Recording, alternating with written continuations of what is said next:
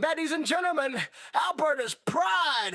Hey, ho, hey, ha, ha, hey, this, hey, hey, hey, whoa. Out in Alberta where the Rockies rise, Tommy Temper streaming with fire in his eyes, from a lake house glowing in the moonlight's gleam. He's the YouTube king of the widest streams. Oh, Tommy Temper, you're a great guy, battling trolls with a spark in your eye.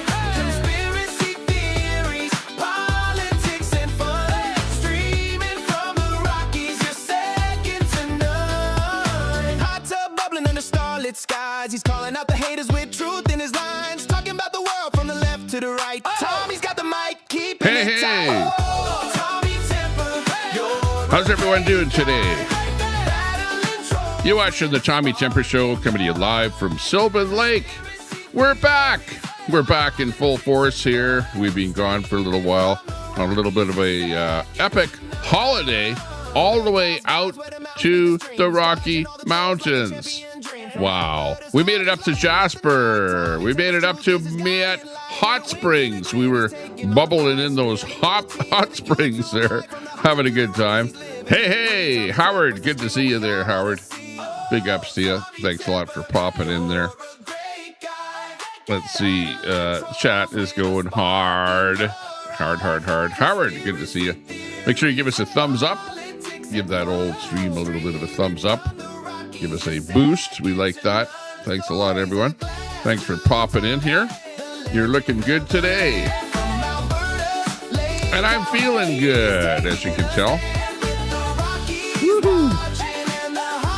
Loving it. Oh, yeah. Glad to be live again here. I was kind of in a recording mode there for a little bit there out in the mountains there because there was so little cell service in a lot of places that we were going there. I had my phone and it's, you turn it on and you go, where's my 5G? It's gone. It's not there. Holy geez. So, we had to end up using satellite service there, which you can just text on there. That's about it. You can't do anything else. Just send somebody a text message. Kind of a little bit poor reception. No 5G in a lot of places. Rustic. We were rustic camping there in the middle of nowhere, by the river, by the creek, by the lake, all over the place. We were up in the glaciers there, camping, 3 kilometers from the glacier, where, of course, it's receding, because of stuff going on there.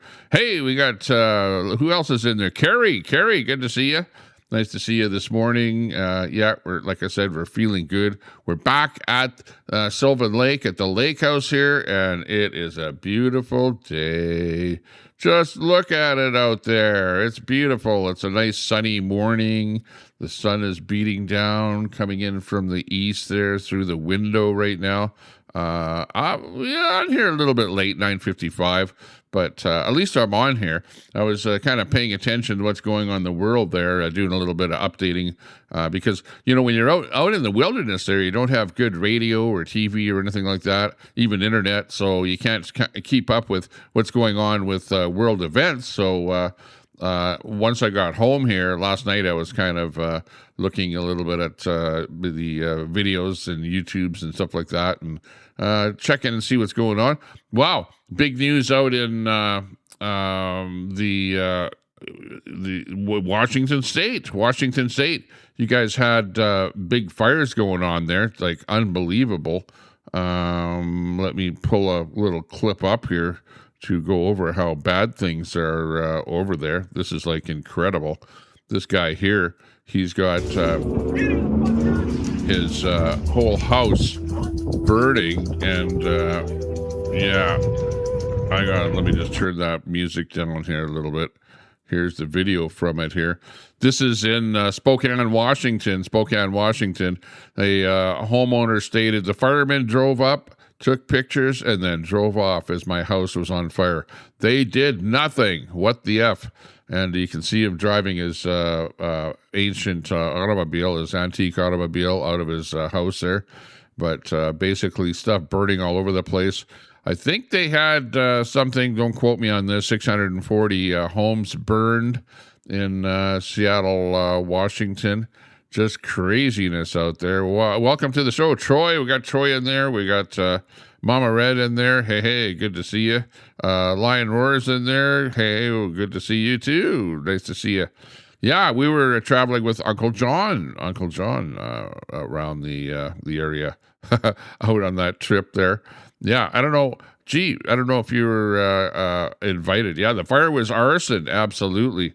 It was unbelievable that happened in Spokane, Washington. I think we have a little clip here of the actual arson happening here. Let's roll that here.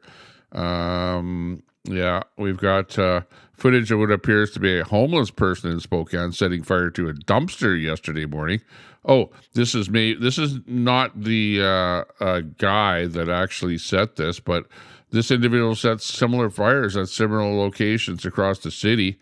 So this may not be the guy that they actually caught that you're looking at right here, but this is a homeless guy just plain setting fires, at the same time there. So yeah, pretty ridiculous that kind of stuff is going on there. But this here is the guy that they actually caught. Doing the, apparently, this is all apparently at the moment here, but, this guy's being arrested for arson, after the Democrat governor of Washington blamed the Spokane fires on climate change. So yeah, of course they're going to say, oh, it's climate change that's causing all the fires. Yeah. And then they, get this guy here. Aaron Farnacci is not only suspected of starting the fires, but previously murdered his father. Oh my gosh, not good. Imagine that. Why was he even on the street? Guy should have been in jail. So we had lots of fires there. Like I said, they're going here. This report says 700 homes and structures destroyed in wildfires, and the people are just devastated in Washington. Let's actually listen to this report here. Tonight in eastern Washington, out-of-control wildfires forcing the evacuation of 65,000 people. The whole block's gone, dude. 3 separate fires burning towards the city of Spokane, destroying more than 700 structures, burning cars to a crisp, and turning houses like this one into little more than ash and rubble.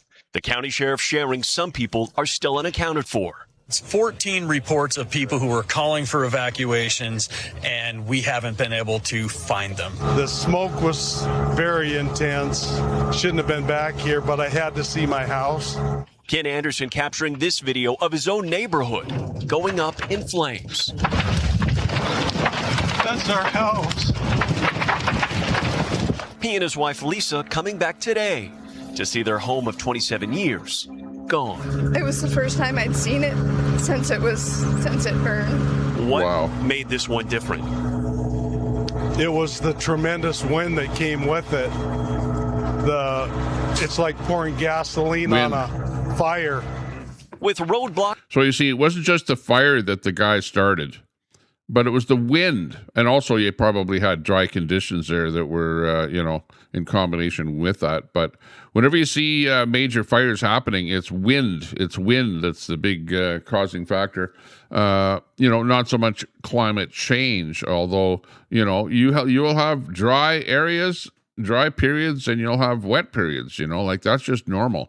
But when you have a dry period and along with winds and with an arsonist with a lighter and a bunch of matches, what do you expect is going to happen? And mandatory evacuations still in effect.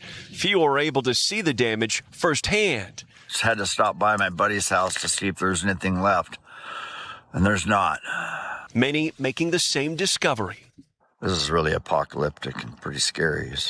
Across the West, dozens of wildfires are burning, including in Utah and Oregon, where conditions spawned a rare fire NATO with a twister of swirling flames and superheated air caught on video. Back in Spokane, images from above showing the devastation for those on the ground. Unbelievable. Totally unbelievable. And the Democrat mayor, it's climate change, he probably didn't even find out what the cause of it was. And is blaming climate change on it already. These guys are ridiculous. But, that being said, devastation. We're sorry to hear that happening. It happened up here in Canada here too, in the town of Jasper, and it happened in up in north, Fort McMurray, places like that. Fires happen, like that's just natural. Even before man was even on Earth here, fires happened. We had thunderstorms, lightning, stuff like that, but a lot fewer than what we're seeing now, because now we have a guy with a lighter. We have man involved in the picture, and a lot of these fires are started by men, by women too, whatever. We can't leave them out of the picture. Campfires, campfires going out of control, campfires on a windy day, whatever, that kind of thing. Even where I was out there in the wilderness there, rustic, type camping, all you have is just a bunch of rocks in a circle and a fire burning there, and of course grass and stuff right next to you, so something could get out of control. East Coast Stoner, hey, good to see you. Nice to see you in the channel there. Future site of new data center. Yeah, exactly. I don't know. Well, I wouldn't make fun of that, but as we can say, yeah, pretty crazy that kind of stuff was happening there. This is what it looked like when we were out and about. This is one of the shots there. Actually, this is a video. We were doing a live video there up high in the mountains, and we're not that far. Like, you see mountains about 45 minutes from where I am right here in Sylvan Lake. You go west a little bit and you're into the mountains. This here is at the glacier. There's a glacier up there at the Columbia ice fields, and that's where this shot was taken by me. We were parked in the parking lot there, and there's a little route that you can walk up there to the ice fields there and see the actual toe. They call it the toe of the glacier, and it's all covered with dirt and debris and all kind of stuff like that, that comes down with the rain or whatever. So it's not pristine white glacier, where you're actually looking at it. It's kind of dirty, sun-beaten, melting type of a glacier. But high up, it is white, and it's actually blue. It looks blue. It looks like pure ice, where you're looking at the actual glacier itself. So, yeah, pretty interesting, the travels that we were on there, all around there. Here's another shot of what happened in Washington, Spokane, Washington, with the whole thing.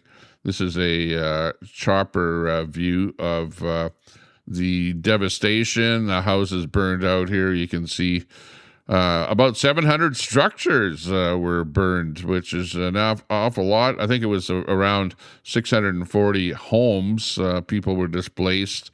As with any fire, you're going to have some houses still standing, and most of it destruction all around. Like, unbelievable. All the trees are gone there. The trees are all burned out. Not too much in the way of trees in the area there. If you look close, there are trees, but hey, sparse in the trees. And that fire was just so devastating with the winds. It's, of course, the winds, once this fire starts, the winds start blowing that fire. And it doesn't really matter if there's trees or not, because it jumps from house to house to house, with it burning as fast as it is. And like with the other clip there, the homeowner says the fire department pulled up, took a picture of the fire, and then burned out of there because they didn't want to have anything to do with it. They're not going to risk their life over something that they really, visually can see that they can't do anything about. So, yeah, the only thing that you could do is get some aerial, helicopters or planes or something like that to dump fire retardant or water on something like that.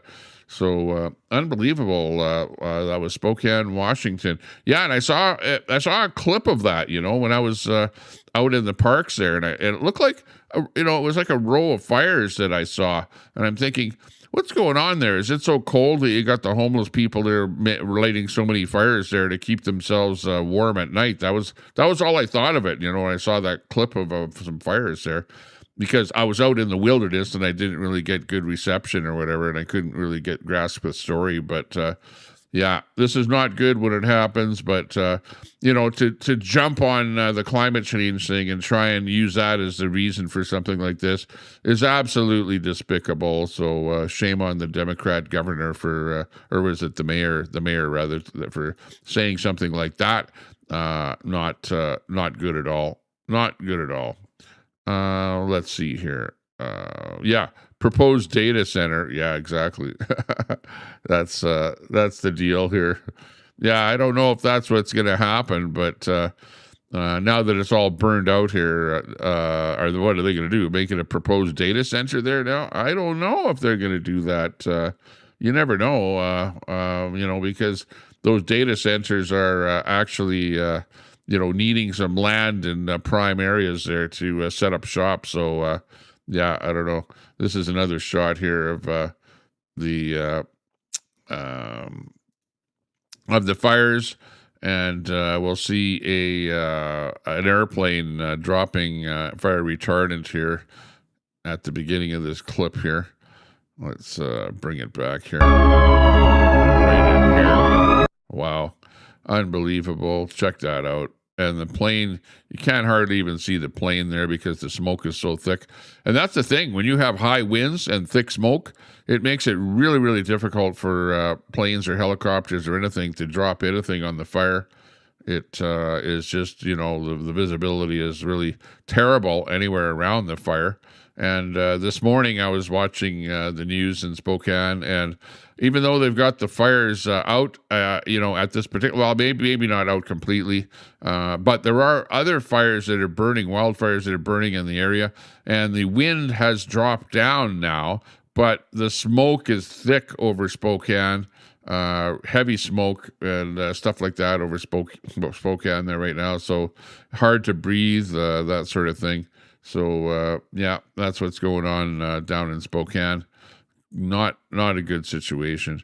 Like I say, they have potentially caught the guy that you know, the way that I hear is that the guy that was involved in the whole thing potentially is this guy here, and somebody saw him kneeling down in the area where then they came back later and a fire was burning in that area. So I don't think that somebody actually witnessed him with a lighter or matches in his hand, but he was right in that area just prior to where they saw the fire started. So he is what they call the arson suspect, and he was arrested. Apparently he had a lighter and matches on him when he was arrested. So they're going to have to go back to that area and see whether or not any of those matches were burned. That's going to be really hard to find that out. Yeah, it's a terrible situation that we're in there in Spokane, Washington. Let's see if we had to evacuate because of these massive fires in Spokane County. The whole state's under threat now. Climate change. You know, climate change isn't some existential global thing. It's our neighbors. It's our friends. We had to fight for them. He had to evacuate because of these massive fires in Spokane County. The whole state's under threat now. Climate change. You know, climate change isn't some existential global thing. It's our neighbors. It's our friends. We had to fight for them. He had to evacuate because of these massive fires in Spokane County. The whole state's under threat now. Yeah. What? Climate change? What's with the climate change thing all of a sudden there? You know, everyone is like, you know, the Democrats there are like blaming climate change on the whole thing. That was the governor that we saw there, Governor Inslee, said that the fire in Spokane was from climate change. Meanwhile, the arson suspect was arrested. So let's put that to rest there now that it definitely was not climate change, but it was, you know, potentially an arson that actually caused that. So, you know, people are like jumping on that and going, you know, right away, well, quit it already with trying to blame climate change for everything. You guys are just getting ridiculous with that whole thing. You know, it's craziness, you know. Yeah. Jim says, Jim, good to see you. There's a big fire at Area 51. This is not happening by chance. Yeah, exactly. Well, making fun of the situation there. Who else is in there? We got Joker in there. We got Edward Cam in there. Yeah. What? I didn't do my job. Who? Me? What? What kind of a job do I have there? My job is not a job. I'm just here to report. When you're a mod for Ball Bag, you're on the clock. Oh, yeah, who are you talking to? I'm not a mod. I'm not a mod at all. I don't know what's going on there with RV, as a matter of fact, and Railroaded. I haven't really chimed in there. Although, wasn't RV with SW, and isn't SW in Edmonton? So I don't know what's going on with him there at the moment. We'll have to kind of watch a little bit closer there to find out what's going on with that situation. But yeah, lots of stuff coming in on the fire. The fire is absolutely ridiculous. And here's another video of the fire in Spokane. Just terrible, absolutely terrible. The devastation, the fire, the smoke, and the loss of, I don't know if any, how many lives might have been lost in that fire, because to have, over 700 structures burned to the ground, I'm surprised that we're not hearing more about loss of life in that situation. I sure hope there's no loss of life. But yeah, I don't know because everything is just coming in here, and they're still doing searches and stuff like that. So, yeah, hard to say whether or not any lives have been lost on the whole thing. But the sheep will definitely say it's climate change. It's climate change. And who is the conspiracy theorist at this point? It's the Democrat governor, that's the conspiracy theorist. When you come up with, it's something, and meanwhile, that's not what it is. It's just fake news, and we're sick and tired of this fake news and people jumping to conclusions, as something is happening and nobody has really, found out what the cause was, and then right away you're, blaming climate change for something. Yeah, it's a little bit ludicrous for anybody in politicians in a place of power are coming up with stuff like that. So, not a good situation. That is 100% for sure. And here we see the look at things here. This is the way it looked before. This is the way it looks now. Just total neighborhoods just burned to the ground. Unfrickin' believable. It's just, wow. Spokane, Washington. It's just craziness of what has happened. Sorry to hear that to our American neighbors down there, but it's a part of life. You put a Bic lighter in the guy's hand, and what do you expect to happen? And apparently the guy murdered his father. So, yeah, the guy was maybe a little bit of, that he would actually do something like that. Yeah, sorry to hear about that. Down in the United States, in the seaboard there, the western seaboard, city of Spokane, Washington. I've actually visited Spokane as well. We've driven through there. I stayed in a motel there. Who knows? Maybe even the motel that I stayed in is burned to the ground. I don't know. I didn't look closely at the map there to see what part of Spokane, burned. But yeah, not a good situation. And yeah, we were experiencing pretty high winds ourselves there. Up here in Canada. So I think it was just something that was happening right across the area. Here's a satellite map here.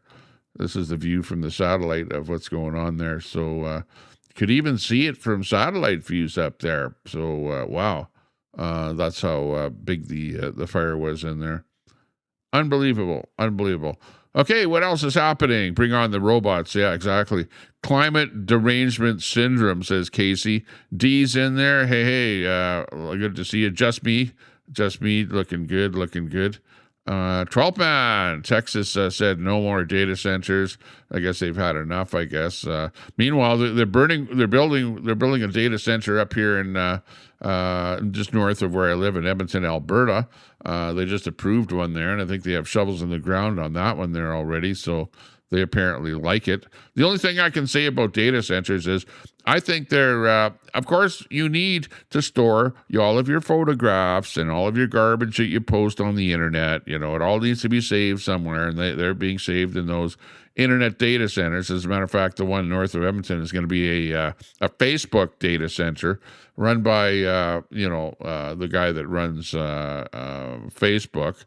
And, he's setting it up because we need to store stuff. Because right now, when I make a video, a live video on Facebook, they only store it for 1 month and then they delete it. So they're actually deleting my beautiful videos that I'm making. So we need more data centers for my videos that I'm making to make sure they don't get purged and, gotten rid of type stuff, But, whatever.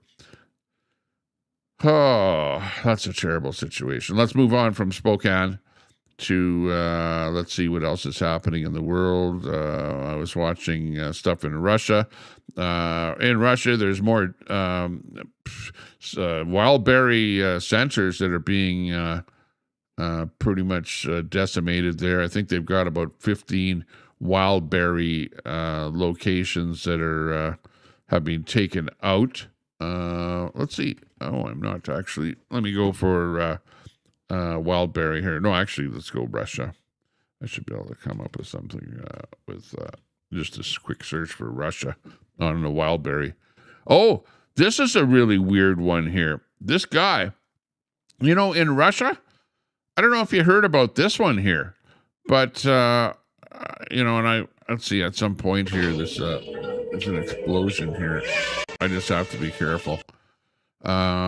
This is a weird one here, okay? I saw this one. This one was interesting. Watch this one here. This is nothing to do with the war, right? With Russia and Ukraine. But this is a video that somebody took in Russia, okay?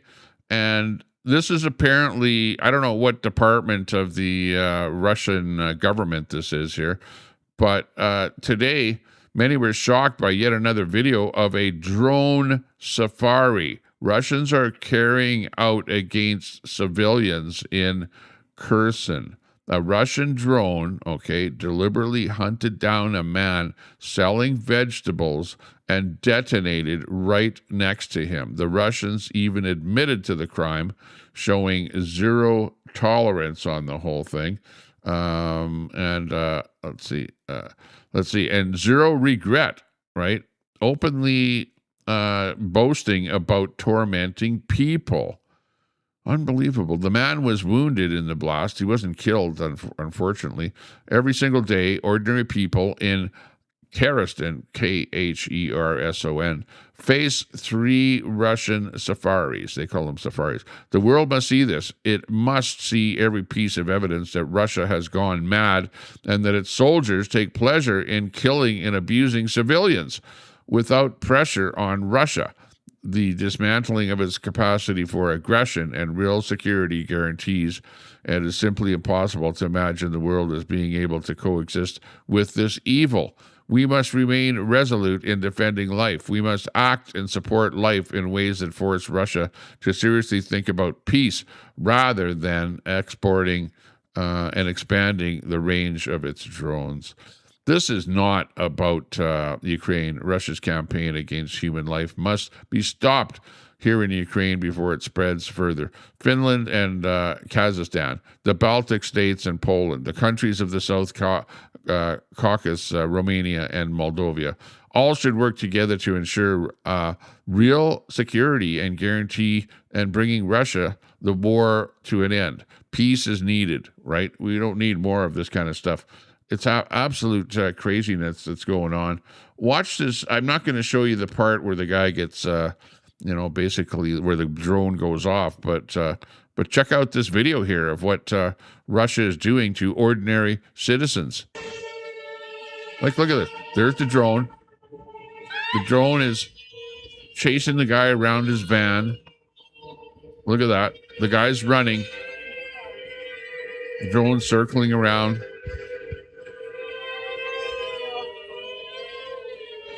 Yeah, it's looking bad for the guy. It's looking terrible. He's running.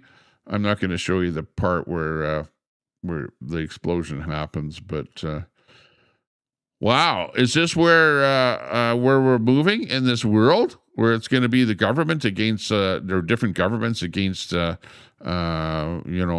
people, and where the wars are going to be happening, and where the soldiers and the robotic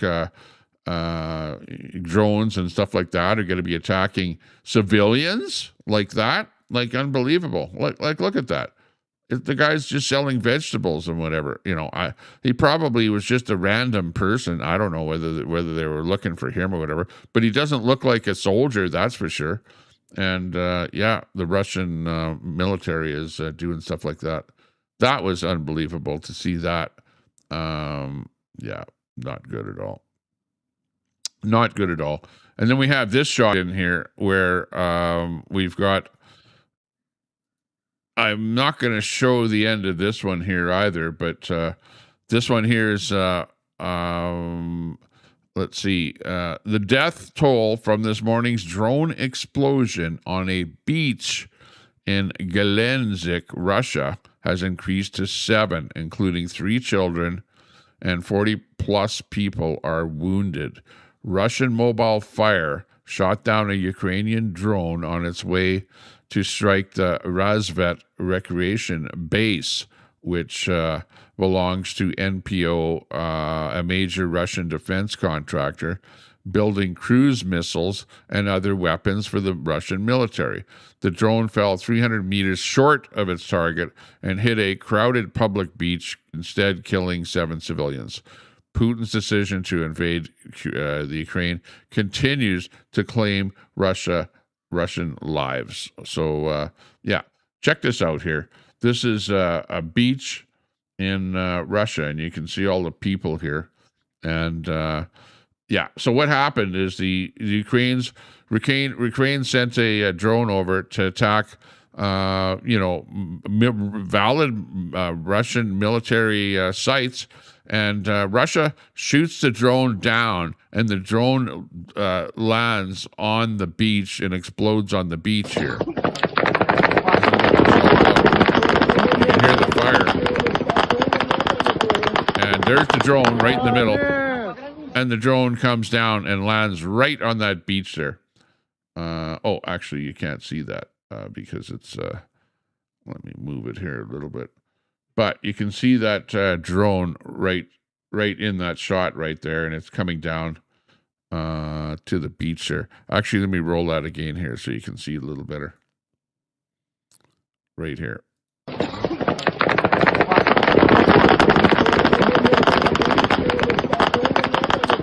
There's the drone. There it is coming down. And it comes down and it lands right into the beach there, killing a bunch of people on the beach. So, the Russian military, apparently they don't care about their own people because, why would you be trying to shoot down a drone that's flying right over a public beach with a whole bunch of people just plain suntanning and having a good time? Unbelievable that something like that would happen. Crazy. There you go. Craziness in the world as we see it. Absolute craziness. Let's see. We've also got a video of a huge FP5 cruise missile flying over Russia. Shows that the Ukrainians can now fly at much lower altitudes than previously thought. It's much more difficult for air defense systems to lock on when it flies at just 15 meters. And here you can see the cruise missile flying over Russia at 15 meters from where people are actually standing. Crazy. How can you shoot down something like that that's flying so low and at pretty fast speed? That's like a lot faster speed than most of those drones fly at. So, amazing with that. Yeah, lots of stuff coming in from all over the place. People in Russia are pissed off that they're not getting their wildberry packages and stuff like that. You've got Ukrainian drones struck a Turkish-owned cargo ship transporting fruits and vegetables to Russia. So it looks like Ukraine is even, and they're not putting the vessels into the water, into the ocean, but they're just targeting the command center of the vessel so that it can't be assailed until major repairs are done. But they're, targeting food going into Russia there now. So, we've got that stuff going on there now. Let's see. We've also got the wildberry things that are happening, and you've got other refineries and stuff like that are going up in smoke. This looks like a refinery. Ukraine's Zelensky to Russia. 20 million more drones are on the way, says, wow, 20 million. Wow, Ukraine has 20 million drones, and we see this kind of devastation happening. This looks like a refinery in Russia going up. They've been really going hard on Russia. Ukraine is really hammering them hard, and for some reason, Putin is just still wanting to fight the war. He doesn't really care that their infrastructure is going up in smoke. Just crazy, absolute craziness going on over there. Yeah, check out this one here. This is a drone going over Russia. They're not a drone. It looks like a missile. It's a kind of rocket. Oh, it is a drone. It is a drone. It's got wings there. Ooh, nice explosion there. Putin did not expect that everyone will dare to challenge Russia. That threatens the world with nuclear weapons. Ukraine called Kremlin's bluff, starting to hit strategic military factories deep inside the superpower. This is the Flamingo. This is actually the actual Flamingo is what's flying here, which I believe is a jet-powered device. Looks like an airplane. It's got wings on it, but I believe it's jet-powered, if I'm not mistaken. Allegedly. Will be like the Cadamus Rex channel there. Allegedly this, allegedly that. We're worried about getting sued. Allegedly this, allegedly that. Yeah, right, exactly. Yeah, okay. Yeah, everyone is, okay, all the trolls are onto, and you guys are trolls, admit you're trolls. Quit trying to go like, we're not trolls, quit trolling us trolls, Yeah, you guys are trolls. And you also, you make fun of the way people look. You're not inclusive with anybody. You're just name calling out there, doing stuff like that. And, shame on you guys there for being such bad people. Wake up in the morning and wonder who you can, call out in the world. Unbelievable. You're unbelievable. Yeah. We got this one here coming in here. This was a while ago here that this one came in. Oh, we'll look at this one again, just because it's kind of an interesting video here of this chopper. And it looks like the chopper, this is where it actually went down, which is kind of an unbelievable video here. Check it out.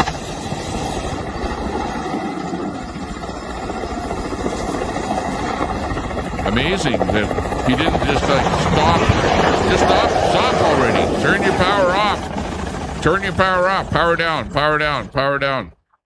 You don't have a tail even on the frickin' thing. I'm surprised that the thing is even flying, and stable like that with the rear of the thing completely broken. But he keeps the power on. The thing goes to a higher altitude until finally it's a Ka-226 in Russia.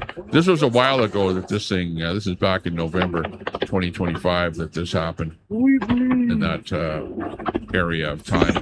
But look he goes way high up in the air, and then the thing finally and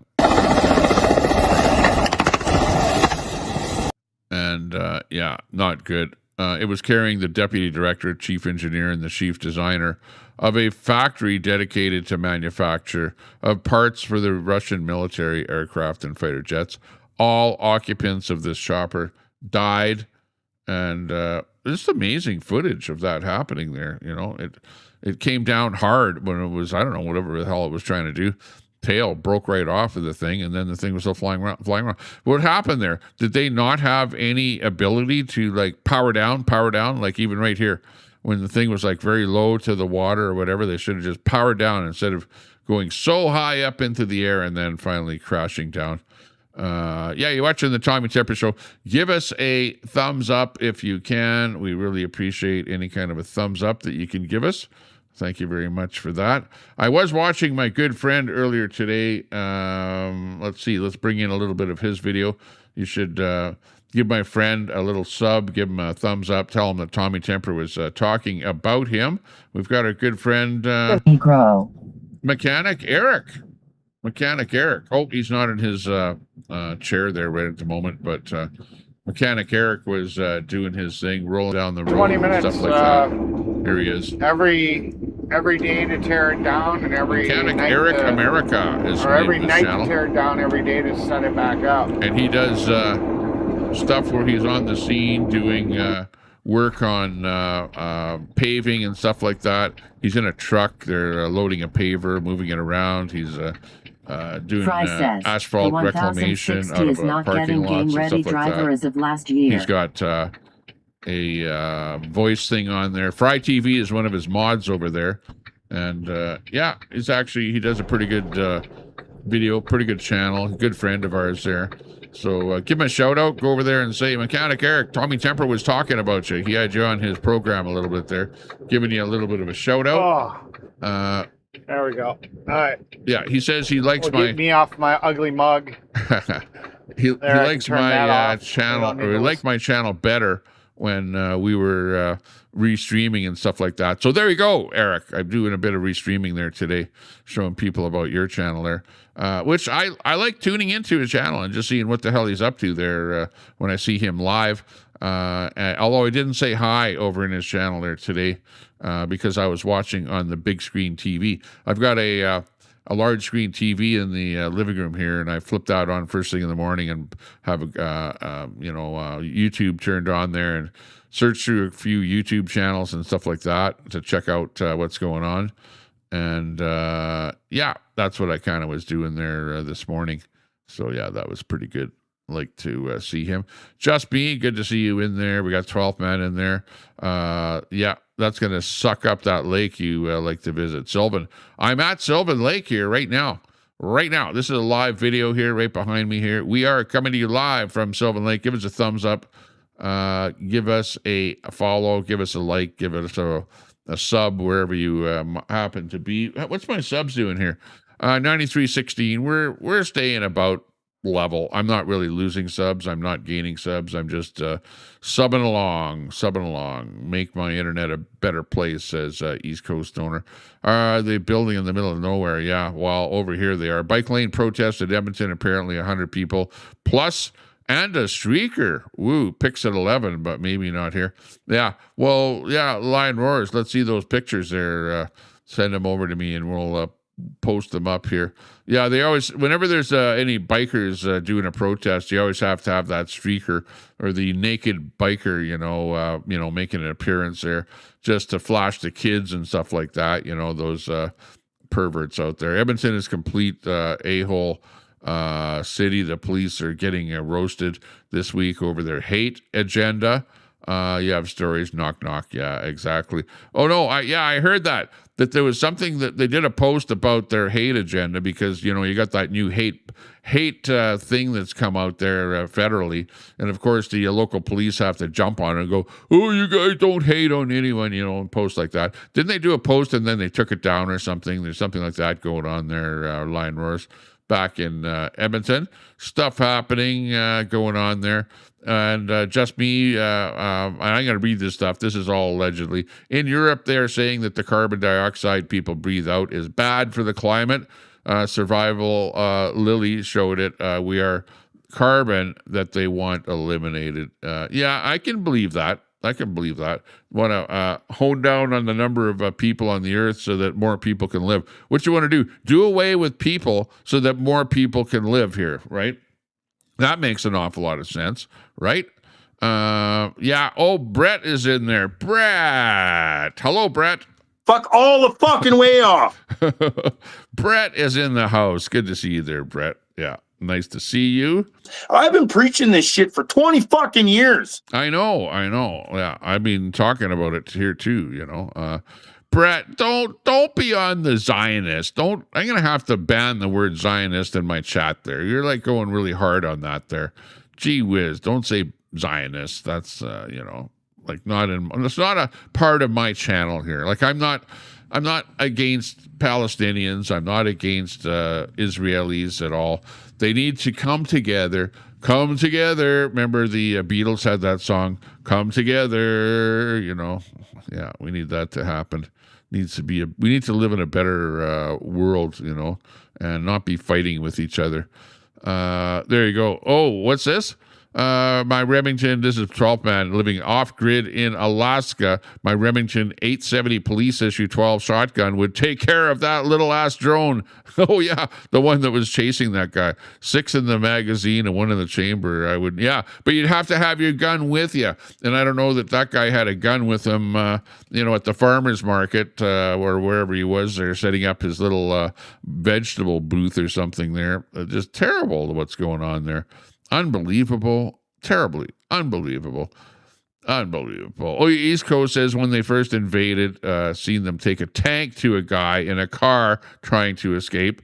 You know, yeah, it's like they're going after civilians, and they're also, you know, Russia is bombing Ukrainian apartment buildings and stuff like that. They even hit some kind of an ancient cathedral or something, like a place of worship, you know, like stuff like that. Of course, they're going, oh, well, the missile just missed a target, you know, type thing. Yeah, right. Yeah, I would like to see that. We got Fry TV in there. Hey, Fry TV. Yeah, you're a mod over in Mechanic Eric's.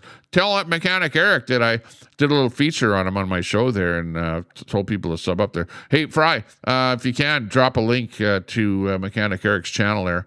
So that people can check out his channel with him running around with the dump truck or whatever he's driving there, you know, doing the asphalt jobs and stuff like that. He's a good guy that used to be on, he was actually one of the mechanics, and that's where he got that name from, on the convoy, the American convoy there. He rolled with them across the highways and byways of the United States, and was one of their mechanics, so that's where that came from. Yeah, so good to see that he's live doing his thing, and he's got that same soundboard that I have here, and once in a while he'll play fuck all the way off Brett on there.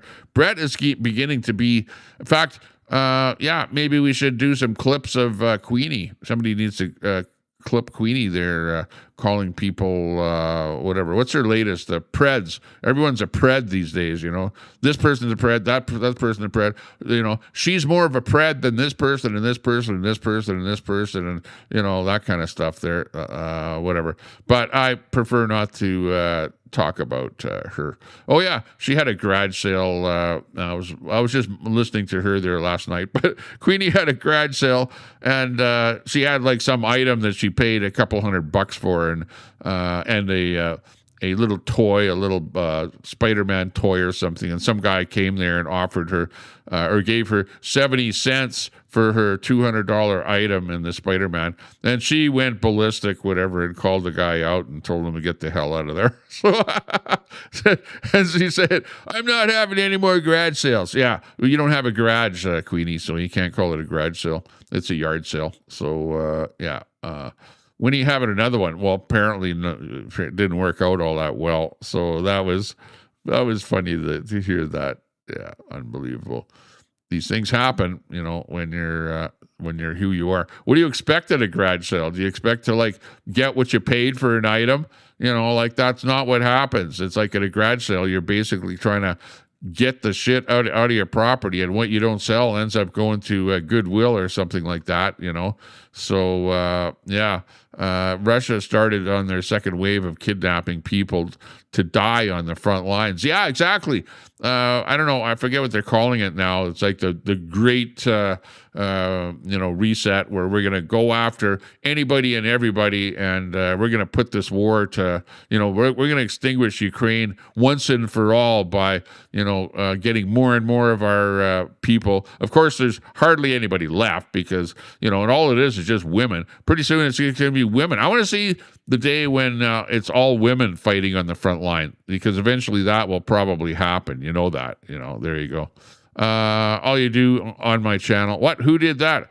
On my channel is abuse and disrespect me. So not sure what you figured was going to happen. Yeah, there you go. Oh, Brett is talking about some people that come over and visit him on his channel, and then they end up getting banned. That might happen. And I feel the same way, Brett. If you come over to my channel and you disrespect me, or if I see you doxing me over, and okay, so my name is known, right? If you look on the internet, you'll find my real name. You'll find my real address. You'll find out more, a lot of details about me. But I prefer it. I call doxing when you use my real name, when you use my real assets, my real everything, and you use it to expose me, right? And when you want people to come over to my house, or you want the police department to raid my house or do something like that, or you give out my information because you want the police department to basically come over here and SWAT my house or something, there would be no other reason for you to dox me, to give out my real information to especially to other people that are more devious than you.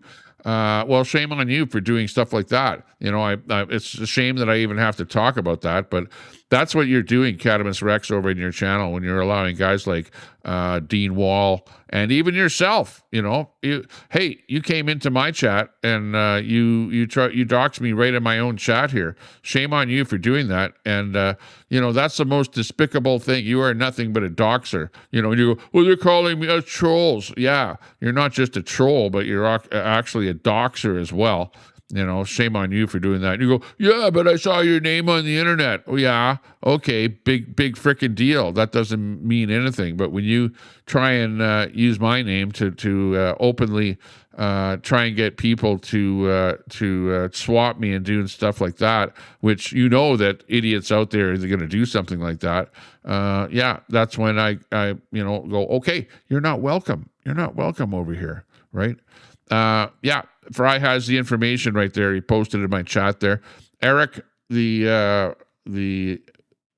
see, he's Mechanic Eric. Come ride with me. He pretty much always has the name of his stream. Come ride with me. So that clickety. Yeah, you can see bullshit. Eric out there. That's his stream there. Daddy's good girl says, sub up to him and go over there and tell him Tommy Temper sent you. Oh my God! Say Tommy Temper dropped your link in his I don't channel. know. He's giving you promotion, like so that people can go over there and see what the hell you're up to. Shave it off, and it's like, ooh, it's weird. I don't know. I've been thinking about it. It's getting a little long. Oh, his beard.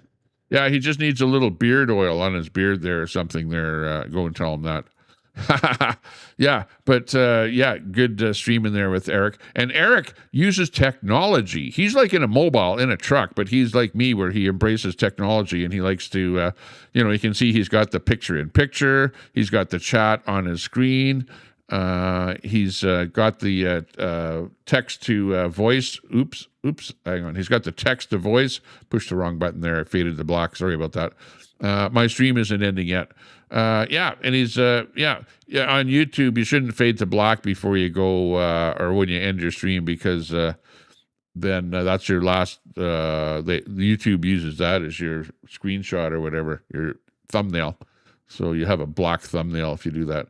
Yeah, but you know, he's got his location up on the top of the screen. He's got his bit rate on the bottom of the screen, bonding and stuff like that. He uses 3 different cell carriers to give you a crystal clear video picture.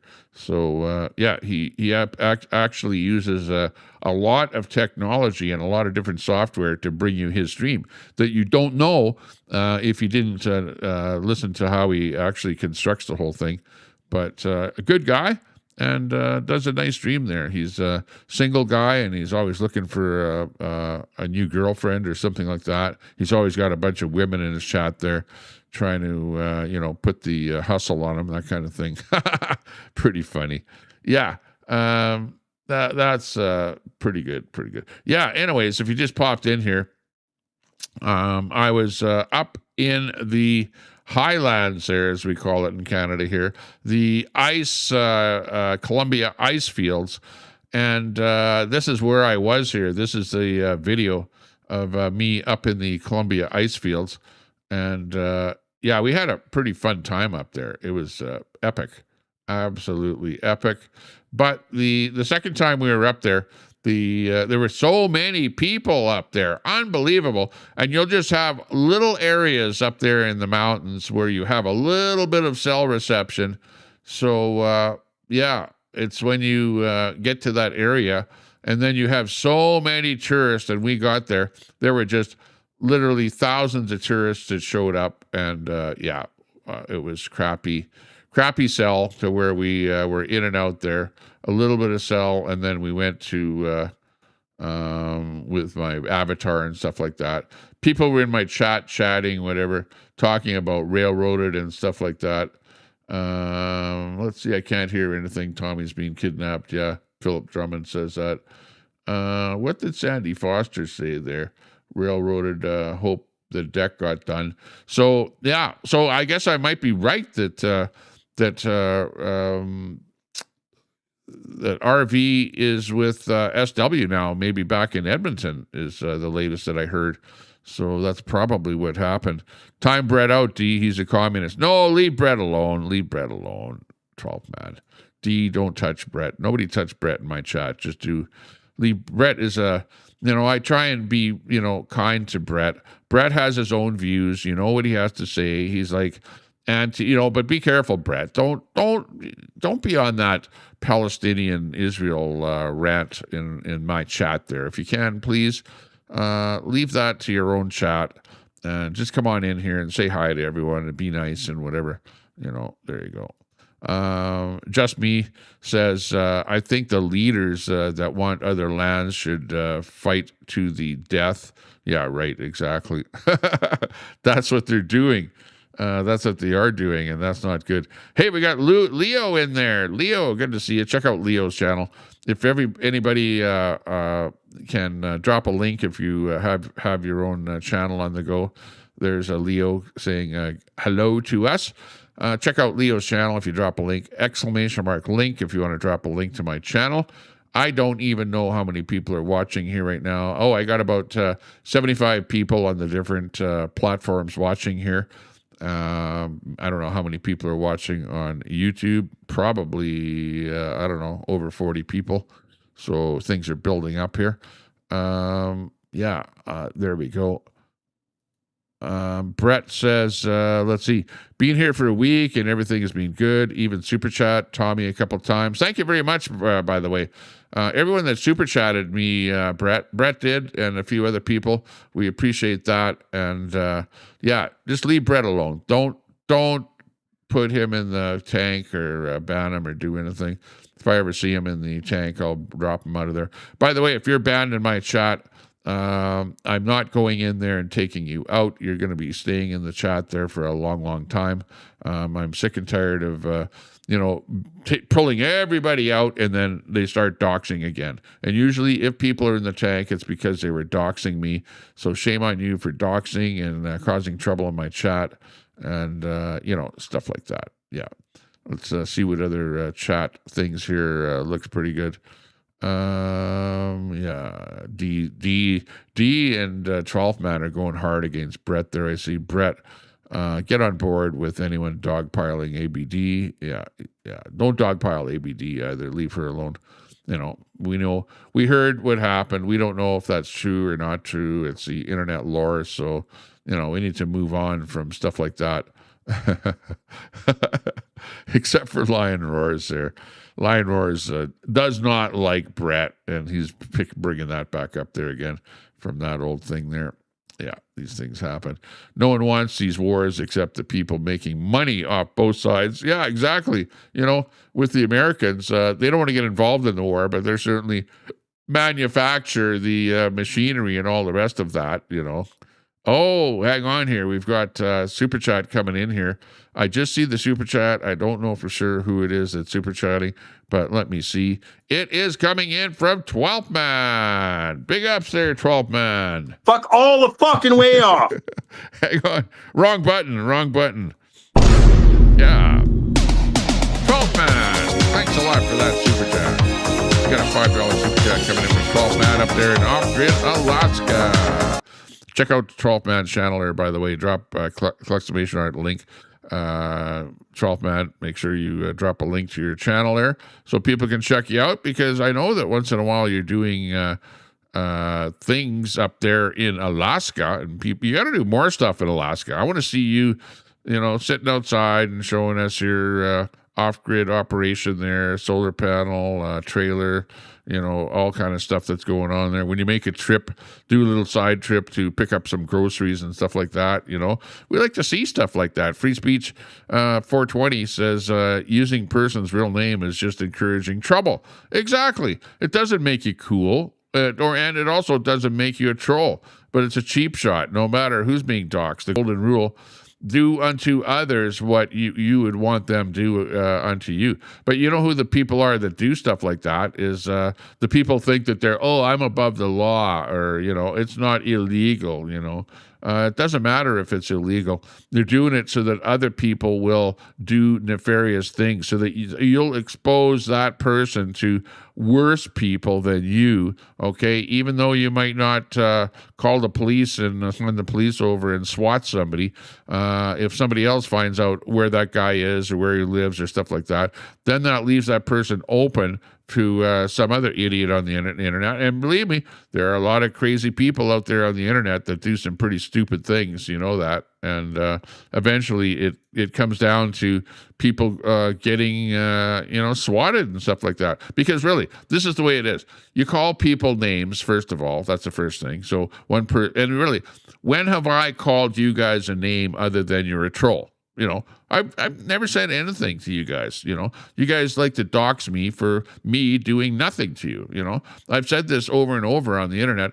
I like peace. I like to make peace. I like to be nice to you. It doesn't matter if you're a lefty or whether you're a righty or far righty or a far lefty or whatever.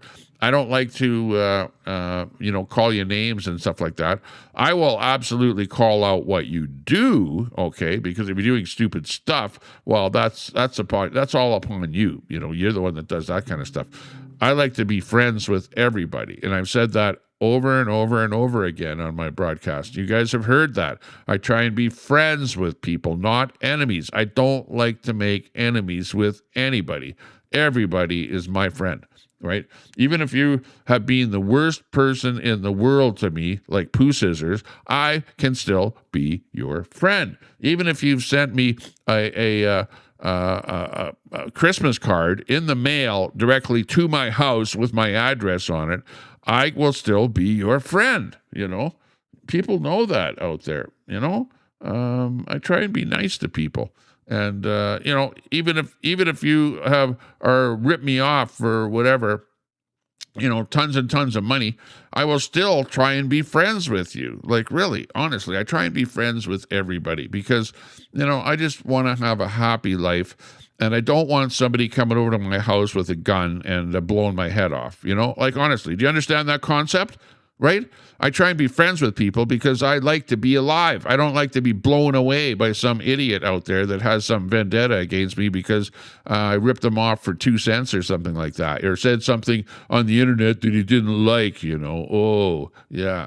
So, but you know, you guys on the other hand, you're just the most despicable people in the world that really enjoy tearing people down, ripping people down, being disparaging, calling people names, calling people fat, calling people potato heads, and all kind of shit like that. You know, and saying that somebody is doing some sexual thing to somebody else or whatever. You know, that's what you guys do. Like all day long, you sit there and tear people down and call people names like ball bag and shit like that. You know, like it's absolutely ridiculous. You are the bad people in this world. You there sitting in your mom's basement on that keyboard trying to be a keyboard warrior, you know, you're the bad guy. Everybody else like me, hey, we're just trying to be nice, trying to lead a beautiful life and have a fun day.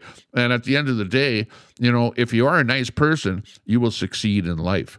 If you are like absolutely berserk and off the handle and stuff like that, you will not succeed in life because you will have so many enemies in this life that you'll be looking behind your back all the time like, holy shit, who's that? You know, I can't even walk down a back alley without having somebody following me and trying to start a fight with me and this kind of stuff. You know, you have to be nice to people because when you're nice, then you have rewards. The world, the earth, whatever, you know, even if you don't believe in God, the what does Queenie call him there?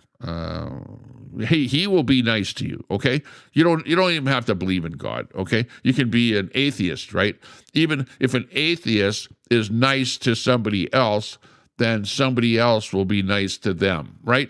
You receive whatever you give out to people, okay? You understand that concept? And that's the way this world is. So try and be nice to people, and even you will get a $5 super chat from 12 Man, right? Because 12 Man, you're giving me a super chat because you like me. If you hated me and I had a hate channel where I was hating people all day, you probably wouldn't give me a super chat. But I appreciate that. From anybody out there that gives me a super chat. It really makes me feel good, and it makes me want to go live again and show you guys more about what the hell is going on here. And for anybody that's followed me for a little bit of time, you understand that I'm here for fun, right? I'm here for fun. I'm here to have fun, and I'm here to have a good time, and I'm not here to rag on people and make other people feel bad and call people predators and stuff like that, you know, like that's just plain craziness. So if you're sitting there calling people predators all day long, shame on you. Shame on you. You're not doing anybody in the world any kind of a favor. Yeah, and there you go. Was a shooting close to your house. There was a, not a shooting, but a pepper spray. There was a pepper spray close to my house here where somebody got pepper sprayed. So that did happen. Hang on. Let me have a little drink here. Hang on. Stand by.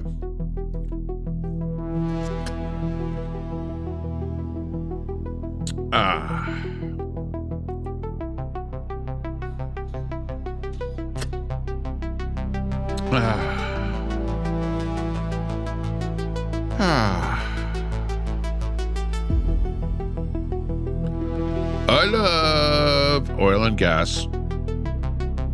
There we go. Appreciate that.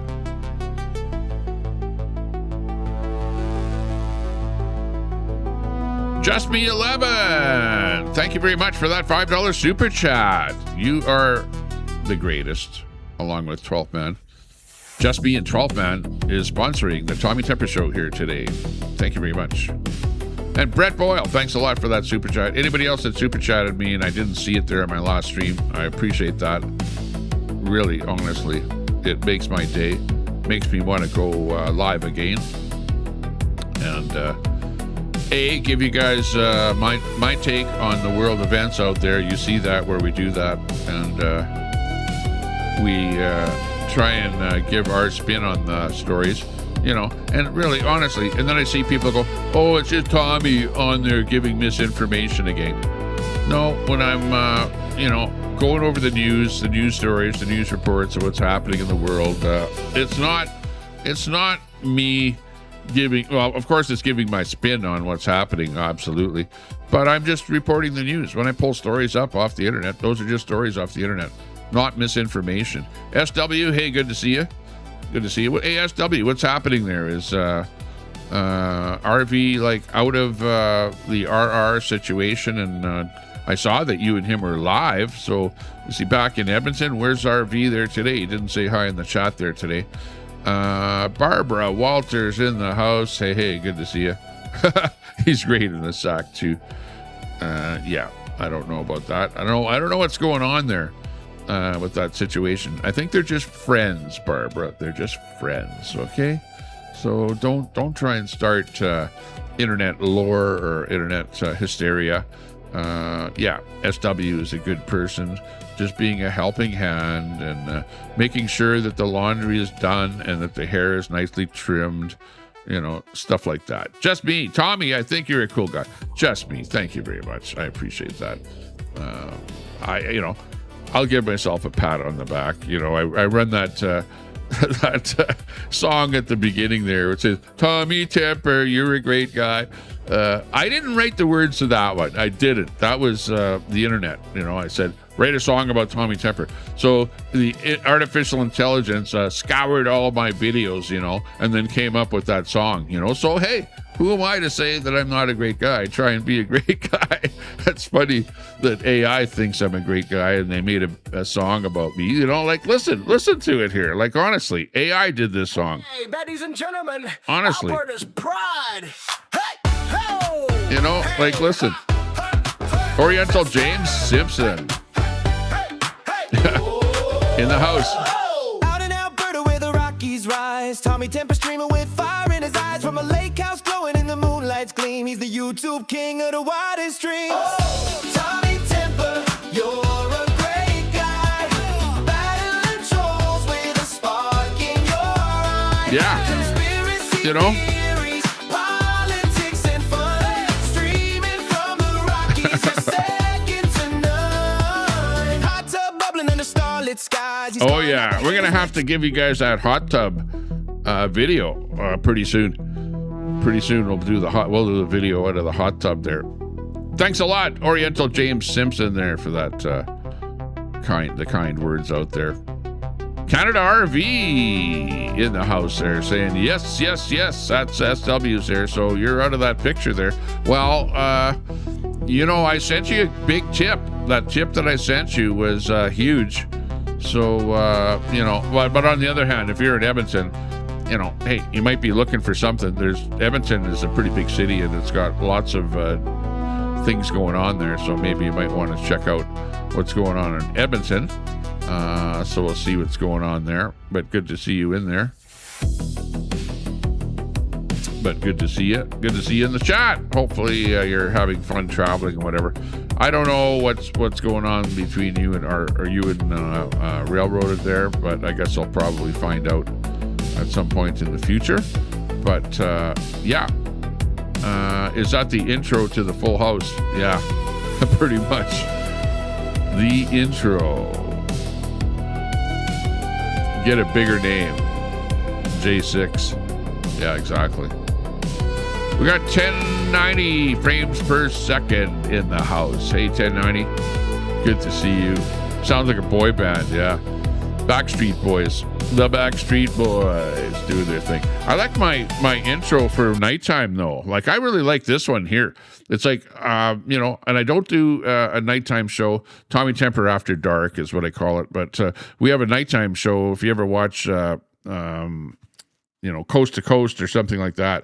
I do a show on aliens and, you know, Sasquatch and all kind of stuff like that. But mostly aliens and UFOs, UAP, stuff like that. Oh, hang on. That's not the one. This is it From here. the shadowed foothills of the Alberta Rocky Mountains. I like this. Where the pines stand silent under star-filled skies. And the peaks hide secrets older than time itself. This is Tommy Temper After Dark. Woo! Good evening or good morning, wherever the darkness finds you tonight across this vast, strange world of ours. It's crazy.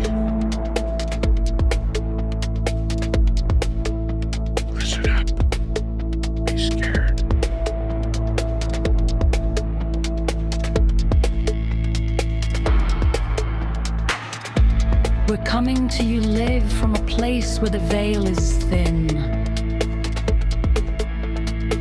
where UFOs drift silently above the tree line, where UAPs blink in and out of radar, where the whispers of aliens, the occult, ghost, Bigfoot, cryptids, and things that should not be still walk among us. Oh yeah, Late Night with Tommy Temper.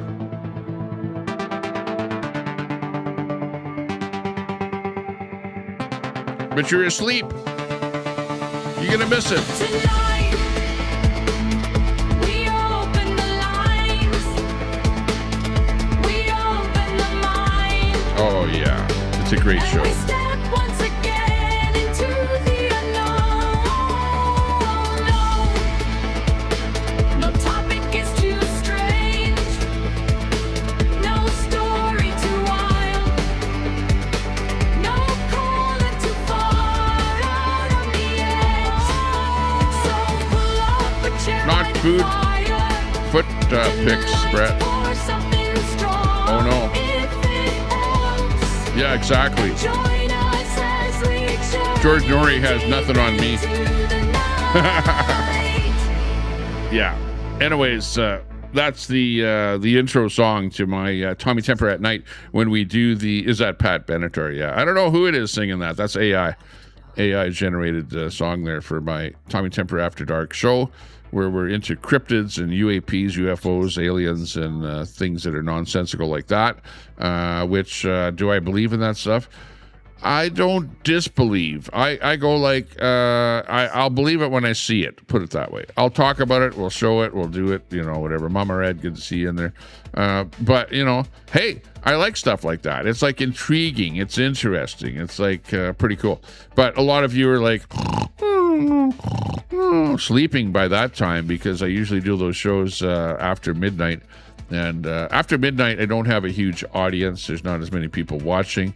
But, yeah, we like to have fun doing that kind of stuff. So look forward to that.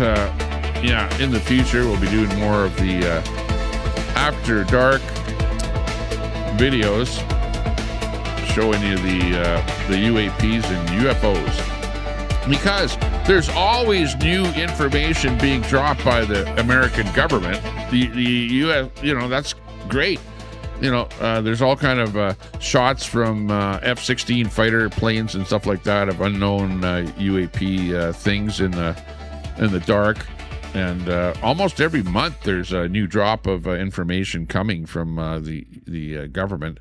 So, that's why it's, and also other people everywhere in the world, everyone has a cell phone camera now. So more people are out there just plain taking shots of all kind of stuff. Well, and then there's also the crap that people are producing with AI. AI has actually ruined the UFO industry, if I can call it that, because, when in the old days, it used to be just a grainy black and white photograph or something. And you go, yeah, well, they can't fake that. And then they came out with, draw and stuff like that, where you can manipulate a photograph or even make a fake photograph. And you'd be able to say that looks like garbage.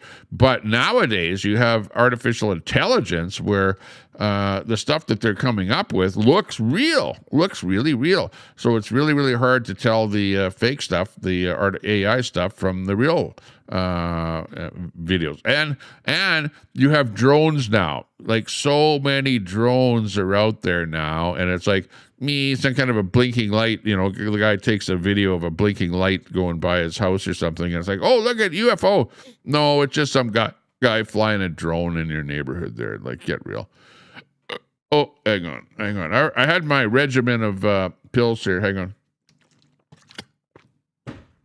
Oh, I forgot one pill here. Hang on. Let me take this one here. Well, it's not a pill. It's a vitamin. Hang on. I forgot this one here. I got my little pill here. It's not a pill. It's a vitamin. It's a vitamin. So I forgot this one vitamin that I took my regimen of vitamins, but this one here I forgot. So let me take it. Need that water.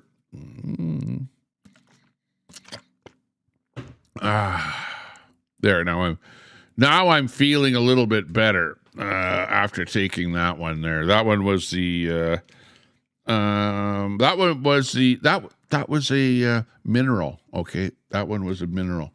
So quit it in the chat there, because I know Troy in there. You know, the last time Troy was in there and he accused me of taking something else there, but that wasn't that. You know.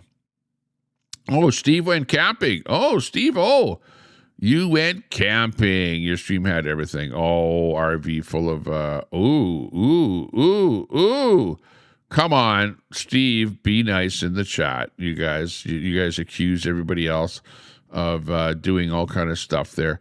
I saw one as a kid walking along the Columbia ice fields. No joke. What did you see? A UFO, or something there along the Columbia ice fields. Wow, amazing that would happen. Amazing. Yeah, I didn't see anything. I was parked along the Columbia ice fields there for a while, and I never saw anything like that. Here's the video. And the reason that you don't see any UFOs, UAPs, or in fact, I didn't even see a Sasquatch up there. You might see, what do they call it? Abominable snowman. You might see something like that up there because it's so cold up there. And by the way, we actually camped overnight 3.5 kilometers from the Columbia ice fields. And believe me, when you camp that high up in the mountains, it gets cold at night, absolute cold at night. And my little camper van there, we didn't figure out how to turn on the heater for nighttime at that point. So we had no heat, no nothing. We thought, oh yeah, we're camping here. It's going to be nice. We don't need anything, because where you're camping down in the lowland, it's actually nice on a nice sunny day. But when you're camping like this, when it's cloudy, inclement, and you're like just 3 kilometers away from the Columbia ice fields, where the ice is, big flows of ice up there, and high in the mountains and snow in the mountains and stuff like that, it gets freaking cold at nighttime there. So we froze our asses off at nighttime. I didn't even wake up to start the motor or whatever, but in fact, it was so cold, because I usually don't, I hate to talk about myself, but I usually don't sleep with much for clothing on at nighttime. So I just had my shorts on, my underwear on. But I took off my T-shirt and I wasn't wearing anything, so I was like naked, from my waist up, and naked from the bottom of my shorts down. And in the middle of the night, I was just freezing, and so I had to get up and throw my T-shirt on. But I didn't put my pants on, so my legs are just freezing cold. And I'm just too lazy to get up and start the motor on the frickin' thing. So we just froze there that one night where we were sleeping by the glaciers there. Yeah. Otherwise, back here, we're back down to a little bit lower altitude. And this is nice here, where you can actually sleep with your windows open and stuff like that. Beautiful night, especially if it's nice sunny, because then the sun comes up at like 6 in the morning and starts beating down on your vehicle and warming it back up again, and it only gets down to about 15 degrees Celsius at nighttime. So here it's actually nice, but up there in the mountains, though, holy crap, it gets really I never tested my furnace. Well, I don't know. I didn't think that I would need it. I didn't think it would get that cold. I didn't. And, we finally figured out that I've got a little switch. There's actually, the way it works is I have a propane tank. Most of my little van works on electricity, right? Like it's got and also there's a generator, right? So I can start the generator to start the electricity, and then you got to start the inverter, and then you got 110, right? So you can run the microwave, or there's a little, in fact, it doesn't even have a propane burner in it. It's got like one of these elements on it, the heater elements. It's not even one where if you put your hand on it, it's hot. It's like I forget what the hell you have. You have to have a special pot in order for it to heat the pot up, whatever, but I haven't even used that thing yet. So, and there's all these different things. And I'm in the learning process with that thing because it's so high tech with everything in there. So we didn't even ever use the heater ever. And we tried using the heater in a plug-in situation in a campground where we had 110 volts, and it didn't work there. And I'm thinking, well, isn't this a 110 furnace in this thing?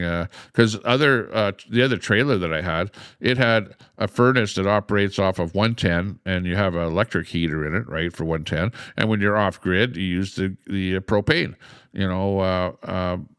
that sort of thing. But this one here, apparently the furnace is only propane. But on the other hand, on one night that we did use the furnace, and that was the last night that we were camping. That was last night. Oh no, not last night, but the night before that, where we were in rustic camping.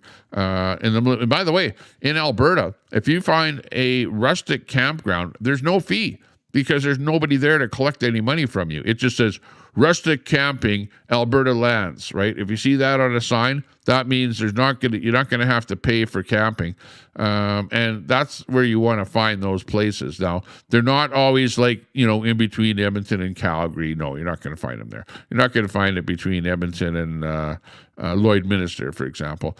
But when you're in those mountainous areas, like then not in the parks either. You're not going to find them in the parks because when you're in the parks, they want to charge you $28 a night for rustic camping. There's no electricity, there's no water hookup, there's no sewer hookup, although you might find a water tap somewhere there.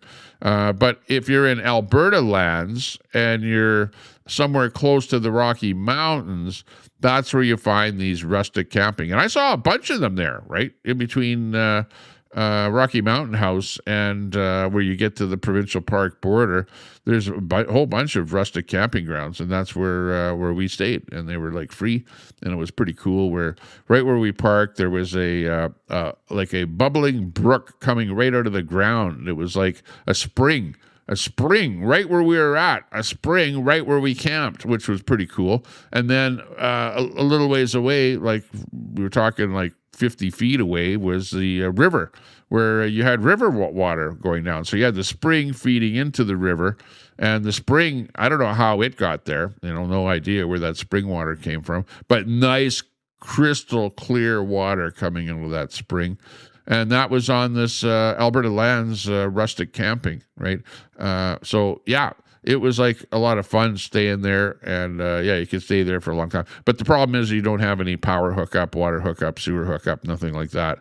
So, but they did have where you could walk to a outhouse. They did have a government outhouse there with no toilet paper. You had to bring your own toilet paper, so you have to remember that. Always bring toilet paper with you. Otherwise, your rustic camping is not going to work out well for you.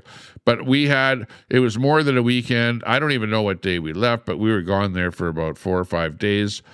We made it from Sylvan Lake up to Rocky Mountain House through Nordegg, up to the parks area, right in the very center.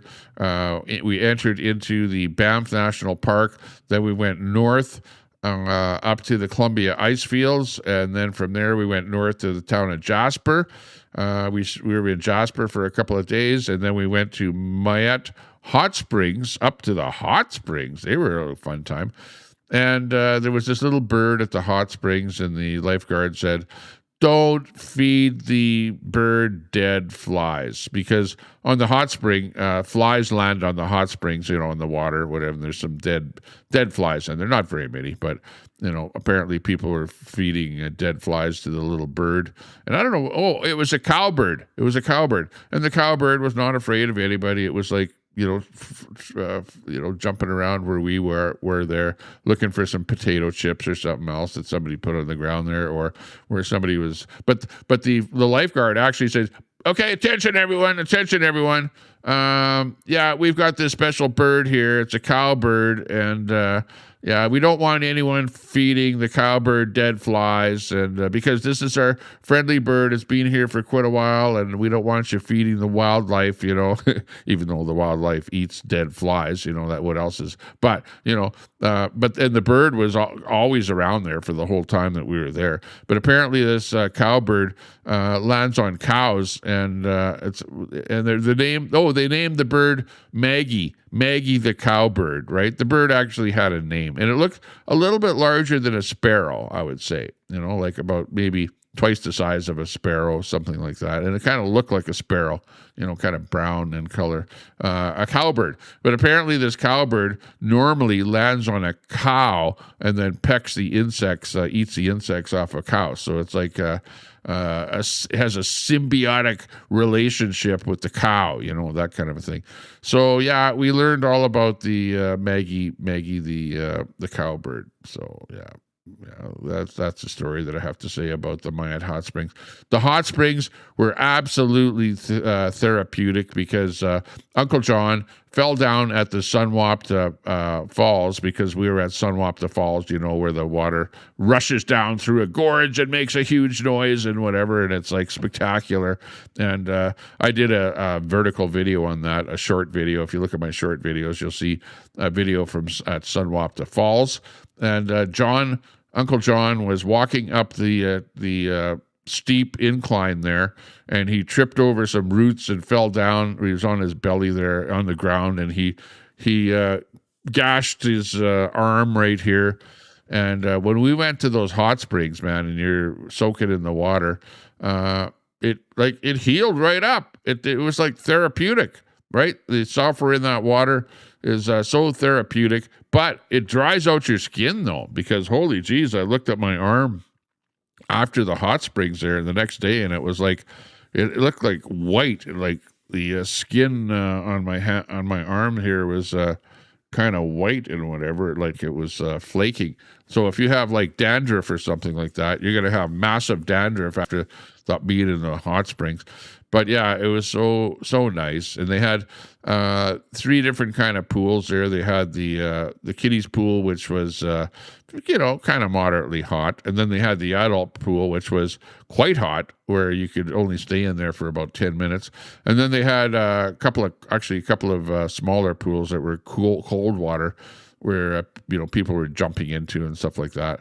And it was a great time, good time up there. We tried to actually stay up there, but all they had was cabins. And let's see, for a single room, good for 2 people, it was like $290 a night. And then they had a cabin, and it was like about $500 and some dollars a night, where you could probably sleep about 6 people in, something like that. So we kind of inquired, and we thought, well, what if we, because we had 5 people with me, because my wife met up with me at that time. So we had my wife, myself, my 2 kids, and Uncle John with us. So we thought, well, what if we just rented a room, and my wife and I stayed in that, and my kids and Uncle John stayed in the van.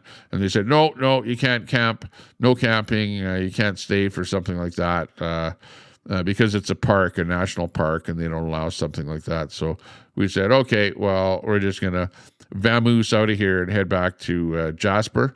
And we found a great place to stay in the town of Jasper, that I'm not really going to comment on exactly where we were. But yeah, lots of stuff going on in the town of Jasper. Jasper burnt half of the town of Jasper basically burnt to the ground.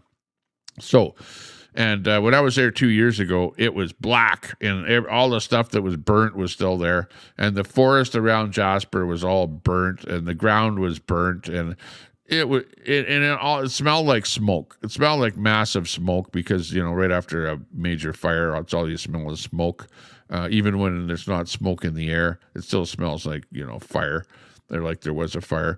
But 2 years later, everywhere where there's where the trees were, the trees are still there. They're standing there, and they're all burnt to a crisp.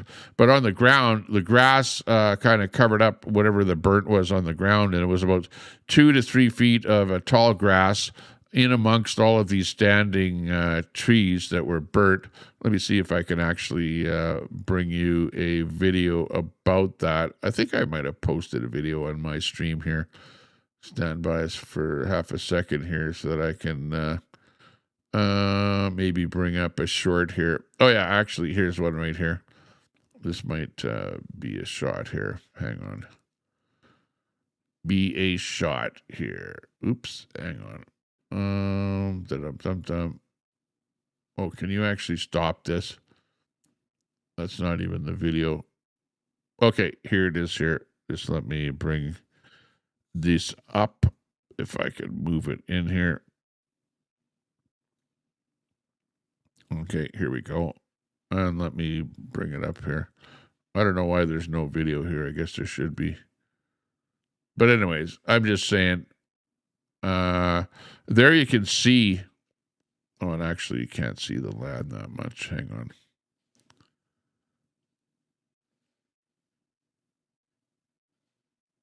Hang on. Let me just adjust this up a little bit here so you can see the bottom of it here. Okay. Yeah, this is an example of the view here. And you can see that there's grass on the ground now. But this is right in the town of Jasper. This is in the town of Jasper right here. And, you know, CBC, I was listening to CBC radio. This was funny, you know, and the CBC was talking about Jasper, right? And CB said, well, actually, after the fire, it's actually better. It's better after the fire here because after the fire with all the burnt out trees, you can see the mountains there now. So, yeah, I did a video here saying, yeah, exactly. With all the burnt out trees, it's actually nicer because you can see the mountain. So, yeah, there you go. There's the mountain. That's actually Pyramid Mountain that I'm taking a video of right there. Right at the very top of that peak, you can see the chalet or the, what do you call it? The top, maybe it's the top of the cable car or something, or some little building at the top of Pyramid Mountain. But there's a cable car that goes to the top of that mountain. But it is still devastating there because the trees are all burnt out. Like, look at that. They're still standing, but there's no leaves on the trees. They're just burnt. That's all burnt. All those trees are burnt. And they're all standing around there. And it is just a shame what happened to that town. But anyways, yeah, the whole town, half of the town burnt. The south edge of the town. Luckily, well, I shouldn't say luckily, but most of what burnt was residential, right? So you had motels, you had a gas station, you had just a ton of houses, you had a church, and there were like, you know, like a handful of commercial businesses that burned to the ground. And when I got there this time around, the amount of construction that is going on in that town is phenomenal.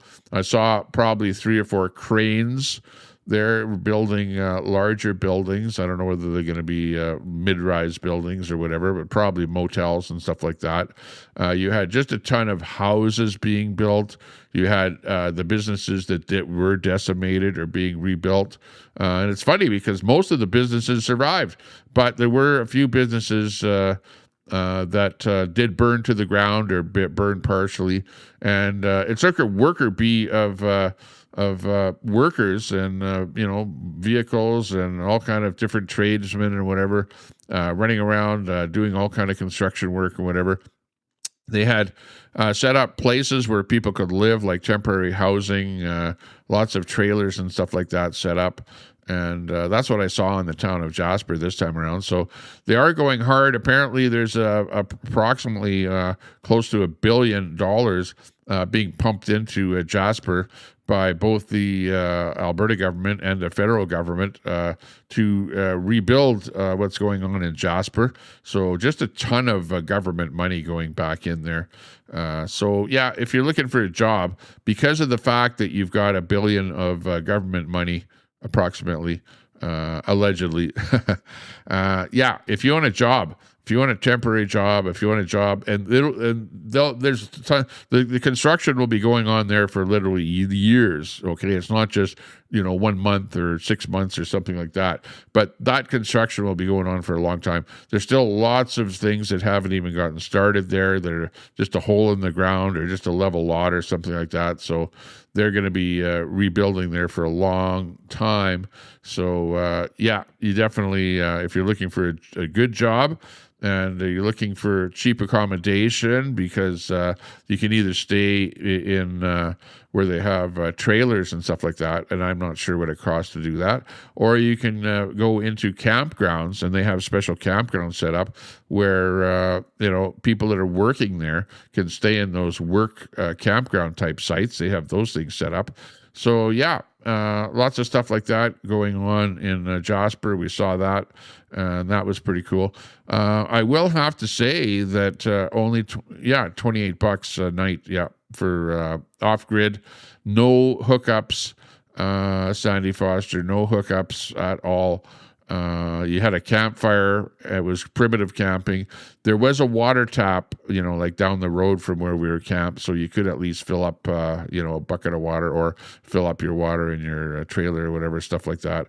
And I believe they did have a sewer dump there too at the place that I stayed up. And that was the one that was 3.5 kilometers from Columbia ice fields. So it was super cold there at nighttime. But it was $28 to stay at the primitive in the park campground. That's what it was. But one thing I will say, and that is, normally Parks Canada charges you an arm and a leg to get into the park, and Mark Harney waived the fee to get into the park. So there was no charge. There wasn't even anybody at the wicket where there's normally somebody sitting there, getting your money. It was just closed, the place where they get your money at the entrance of the park. At least at the one we went through, which was coming from Rocky Mountain House towards the parks, going west to the parks. So yeah, they didn't give you anything. They didn't ask for anything, but you'd be able to go in there. But it was, I think it's Mark Carney trying to buy your vote, right? You know how the government goes, oh yeah, today go into the parks, or this summer go into the parks for free because, we need your vote, that kind of a thing. So it's more of a vote buying type situation. That's what's going on. That's what we saw. And, it was a great time. Great time. I would recommend that people go there. But it was loaded. Everywhere we went was loaded with people, loaded with tourists, loaded with foreigners. People from Japan were there. People from all kind of countries. Germany. People hiking. People from Europe. People are still flocking to the mountains there, to Banff, Jasper, and that corridor and whatever. Just tons and tons of tour buses filled with people. I've been going to the mountains since I've been a young person. And definitely more people there than I have ever seen before in my life. So it is inundated with people to the point that it is super, super, super hard to get anywhere to camp anywhere around the town of Jasper. They have like a Snaring River campsite. It was completely full. Snaring River overflow campsite. It was completely full. When we were just down the road from Mayat Hot Springs, it was completely full. Nowhere to park, and and then they give you a ticket if you park somewhere in park. Like if you stop in, I got a parking ticket in the town of Jasper because I parked where at the end of the block there was a sign that said resident parking only, and I didn't see that, and I parked in the middle of the block, right? And I look around both directions. I don't even see one sign anywhere along the whole block that said anything, but there was a little sign right at the stop sign at the end of the block that said resident parking. So we were there for the whole day. I parked there, and we got a ticket for what the hell was it? Something like $165, something like that. No, or was it just $65? $65. $65 parking ticket. So it wasn't too bad. Let's face it, you spend in Sylvan Lake here, you spend $40 just to park in Sylvan Lake. So to get a parking ticket for $65, I can't really complain about that. we'll pay that. And that was our cost for parking. Philip Drummond in the house. Hey, Philip, good to see you. Good to see you. Just talking about our trip to the mountains. Happy day when your leak down test average is only 15%. Wow. Gearheads will understand. Oh, leak down test. Okay. Sounds good. You got a leak down, Troy? Yeah, sorry about that. Yeah, these things happen. But what can we say? NHRA, yeah, weekend was cool. Hey, good to see you guys were watching that, having fun. The old NHRA stuff going on right now, this time of the year where stuff like that is great. Yeah, Brett Boyle. Glad to see Troy has 85% control over his bladder leakage. Yeah, exactly. I know what you mean there. Well, no, I don't know what you mean by that. I don't know. I don't experience that kind of a thing. So I got to be careful what I say here, because otherwise the inference will be taken by the chat. Chat has no remorse. They'll pick up on every little thing that you say and repeat it, over somewhere else, Clothing optional in the hot springs. No, everyone was wearing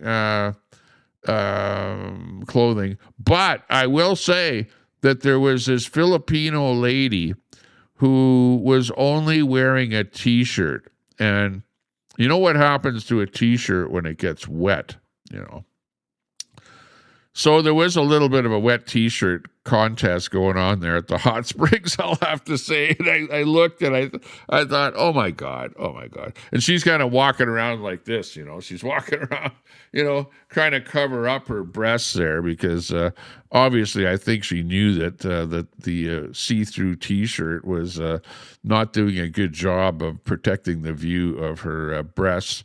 So yeah, that was funnier than hell, And rather than go and spend the $5 or $7.50, I think it was $7.50 or something for a bikini or a bathing suit for a government issued swimming suit, she preferred to wear the wet T-shirt there, and it was pretty funny because she was sitting right beside us there. It was hilarious. I nudged my wife like that, and I go, "Hey, look at that." No, I didn't do that. I didn't. I said, "Honey, I'm not looking. Notice that I'm not even looking. I didn't notice anything, right? So I don't want to get in hell for that, okay?" Luckily, my wife doesn't watch me on YouTube here, so. But anyways, in case she does, I'll say that I didn't see anything. I just happened to glance, and just a slight glance was enough for me, But definitely she knew what was going on, and all the guys knew what was going on. But yeah, it was not clothing optional. Absolutely was not clothing optional. Yeah, Brett is saying the exceptionalism ideology being projected by the separatists. What, the separatists? You mean guys like me wearing the hat that says Alberta independence? Alberta isn't the richest province in Canada. We do need imports from other provinces and country. No, well, of course, nobody's saying that we don't need imports. It's not like we become a separate province and all of a sudden we don't need imports. We pay money for imports, and we still can import stuff from other provinces. That stuff still happens. We don't have everything here. And are we the richest province? It doesn't matter whether we're the richest province in Canada or not. It doesn't matter. You could go, well, Ontario is the richest province. Well, maybe, but you know what? Alberta is sending money to Ontario, so maybe they're the richest province, but they still need Alberta money. Oh, what about Quebec? Are they the richest province? Well, we send money, billions of dollars every year to Quebec. Are they the richest province? Well, maybe they are, because they leave everything in the ground. They don't extract any of their minerals, and they end up extracting money out of Alberta oil sands. That's what they do, But we could be amongst the richest countries in the world if we did become a country. You have to say, yeah, okay, that's true, Tommy Temper. Yeah, and I don't mind, promoting Alberta independence because it puts a little buzz in the federalist butt, thinking that, what, we better treat Alberta with respect. We better treat Alberta better. We better throw out equalization and quit trying to extract money from Alberta. But they're not doing that. Carney is actually, saying that he's not going to do that because he doesn't want to get rid of these carbon taxes, the corporate carbon taxes and stuff like that, because he still has that stuff on the go.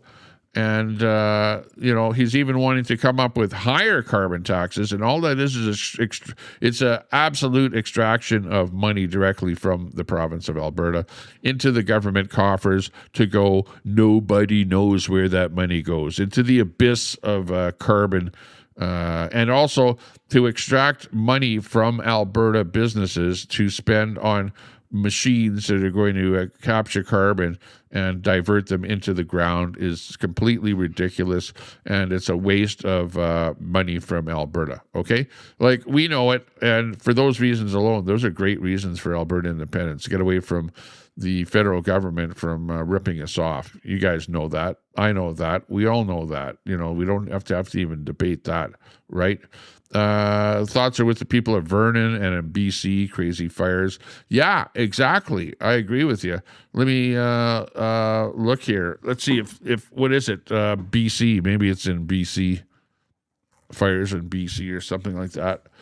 Let me just see. Let's come up with those ones here. Yeah, and people are actually witnessing those fires with videos that they're taking on from boats and stuff like that on the Okanagan lakes out there. Here's one right here that we can look at.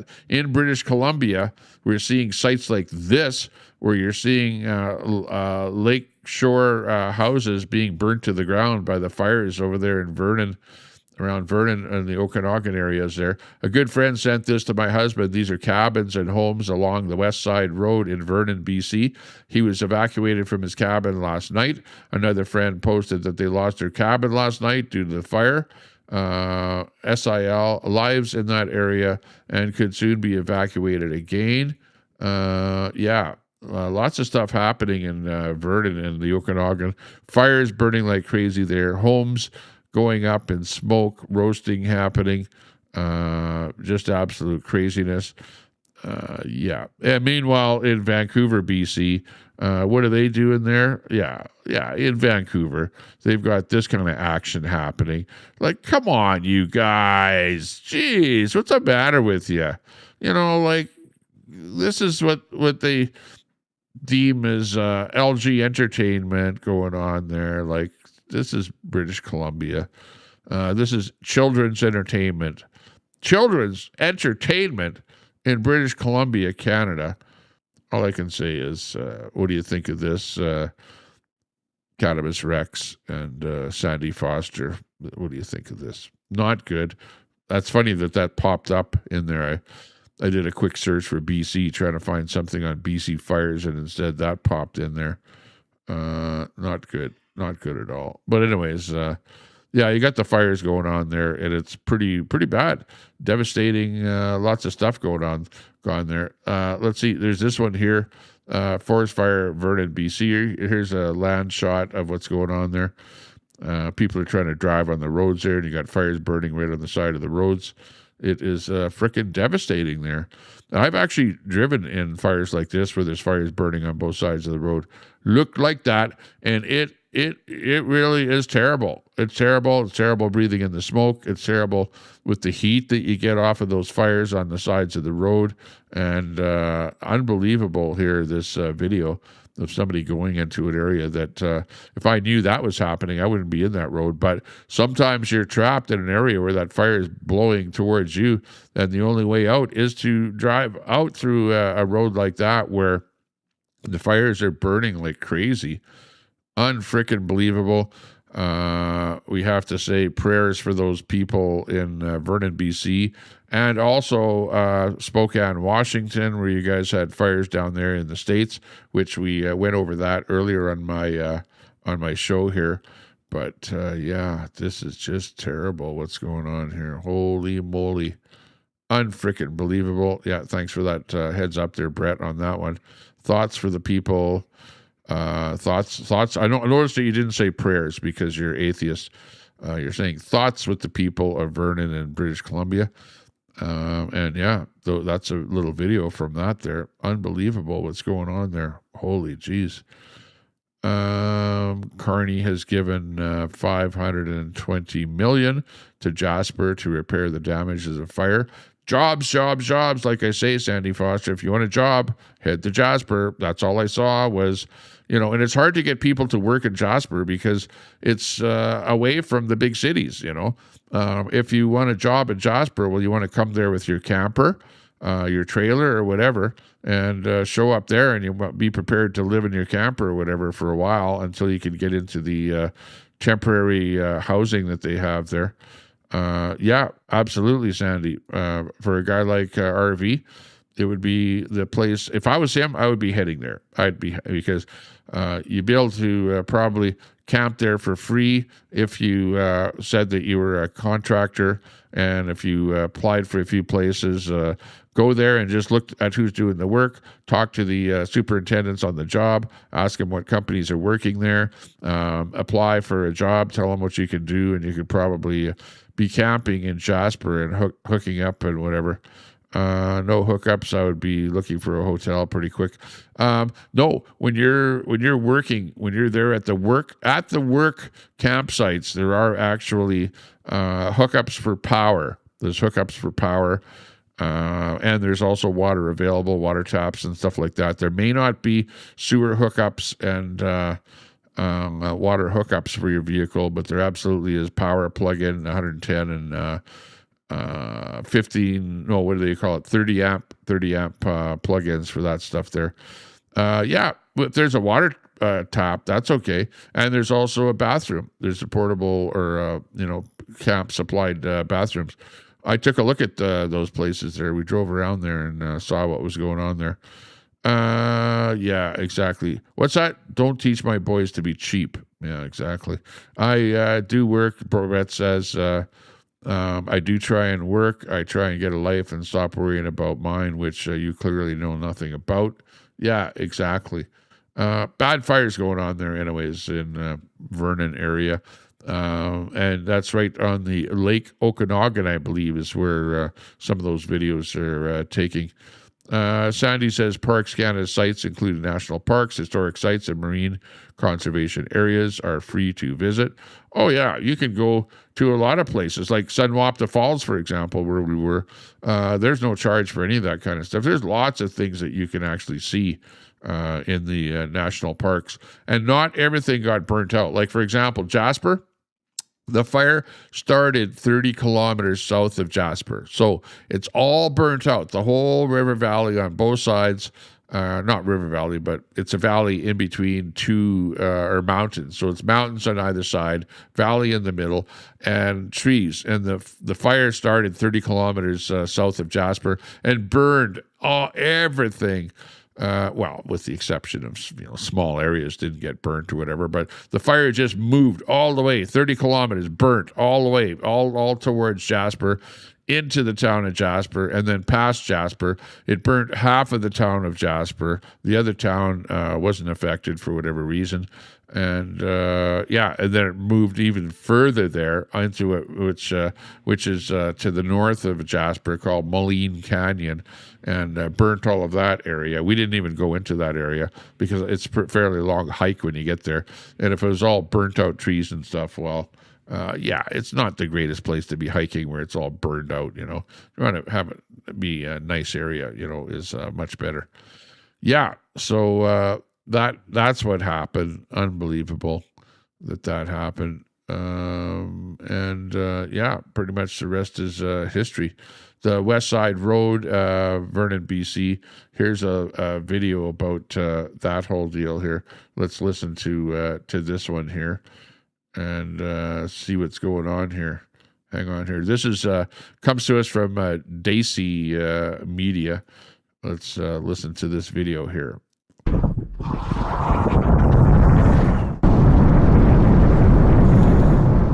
Do you see the fire coming? How close is it? Less than a kilometer. What are you doing? Trying to save our homes so they don't burn down. Oh my god. Oh fuck, it's so hot. Okay, the police have closed the road because the fire is crossing the road right now, that West Side Road.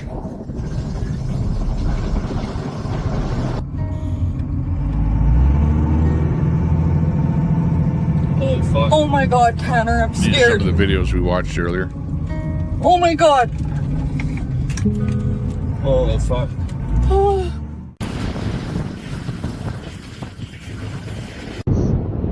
Crazy. Oh, there's the flames. Holy shit. Wait, where do you see? Oh my God.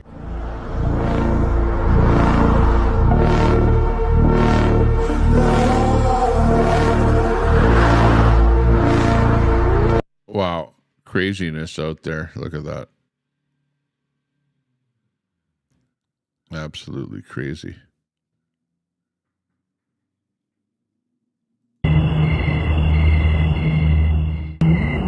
And this is the road that I've evacuated from the fire up near Vernon. So anyone that's going to get stuck on that road between the two fires,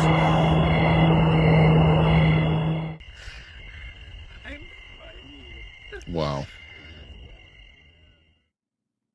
Terrible. Yeah, so that's courtesy of Daisy Media, that compilation of what's going on there. Unbelievable in British Columbia, right adjacent to the Okanagan Lake type stuff going on there. Unbelievable. Yeah, we still got stuff. We still got problems with these guys in Canada here. They move to Canada, and then they start throwing their garbage out, you know, like they're living in their homeland of India. These are East Indian people. They get caught by someone dumping out a van full of garbage, some furniture and shit like that. They get caught, and the guy that did this video here, you know, basically, there's the U-Haul that they're in.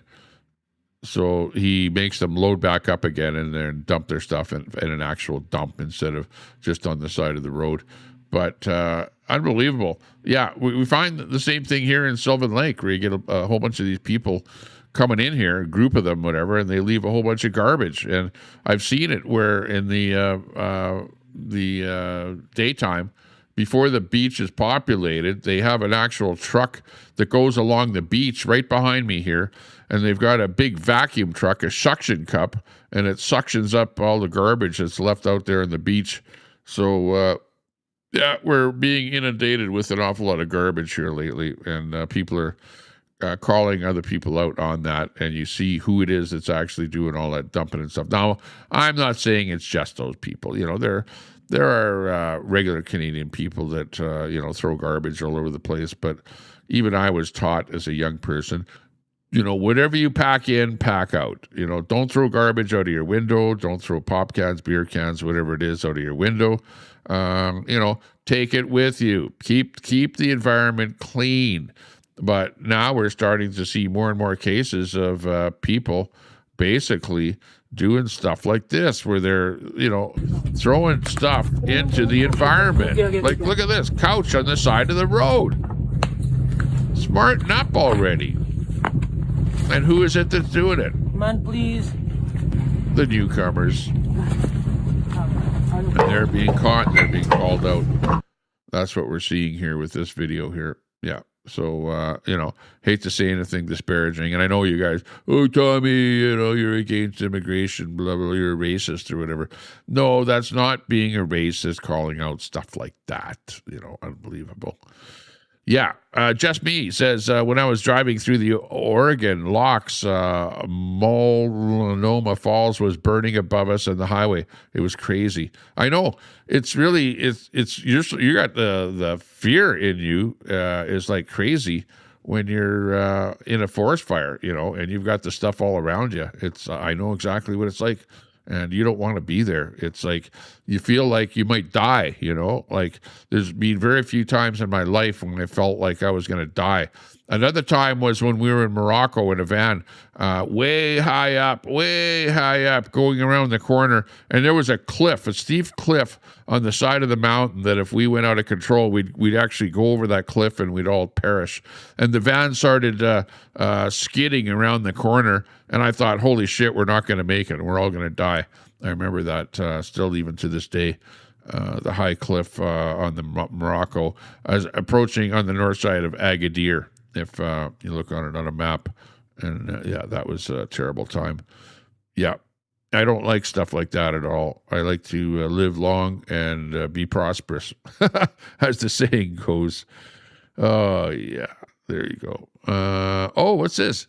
Protest against Mark Carney. For those of you that are saying, "Oh, Mark Carney is giving lots of money to things." Well, of course, he likes to give money away and look good. But we've got this kind of a protest going on. What is it, against Mark Carney? What? This was a while ago, January 31st. But Mark Carney does indeed have protests against him in various places. So, yeah, he's not loved by everybody. Big turnout so far in Kelowna.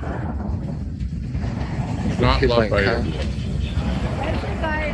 Sandy Foster. Hate to tell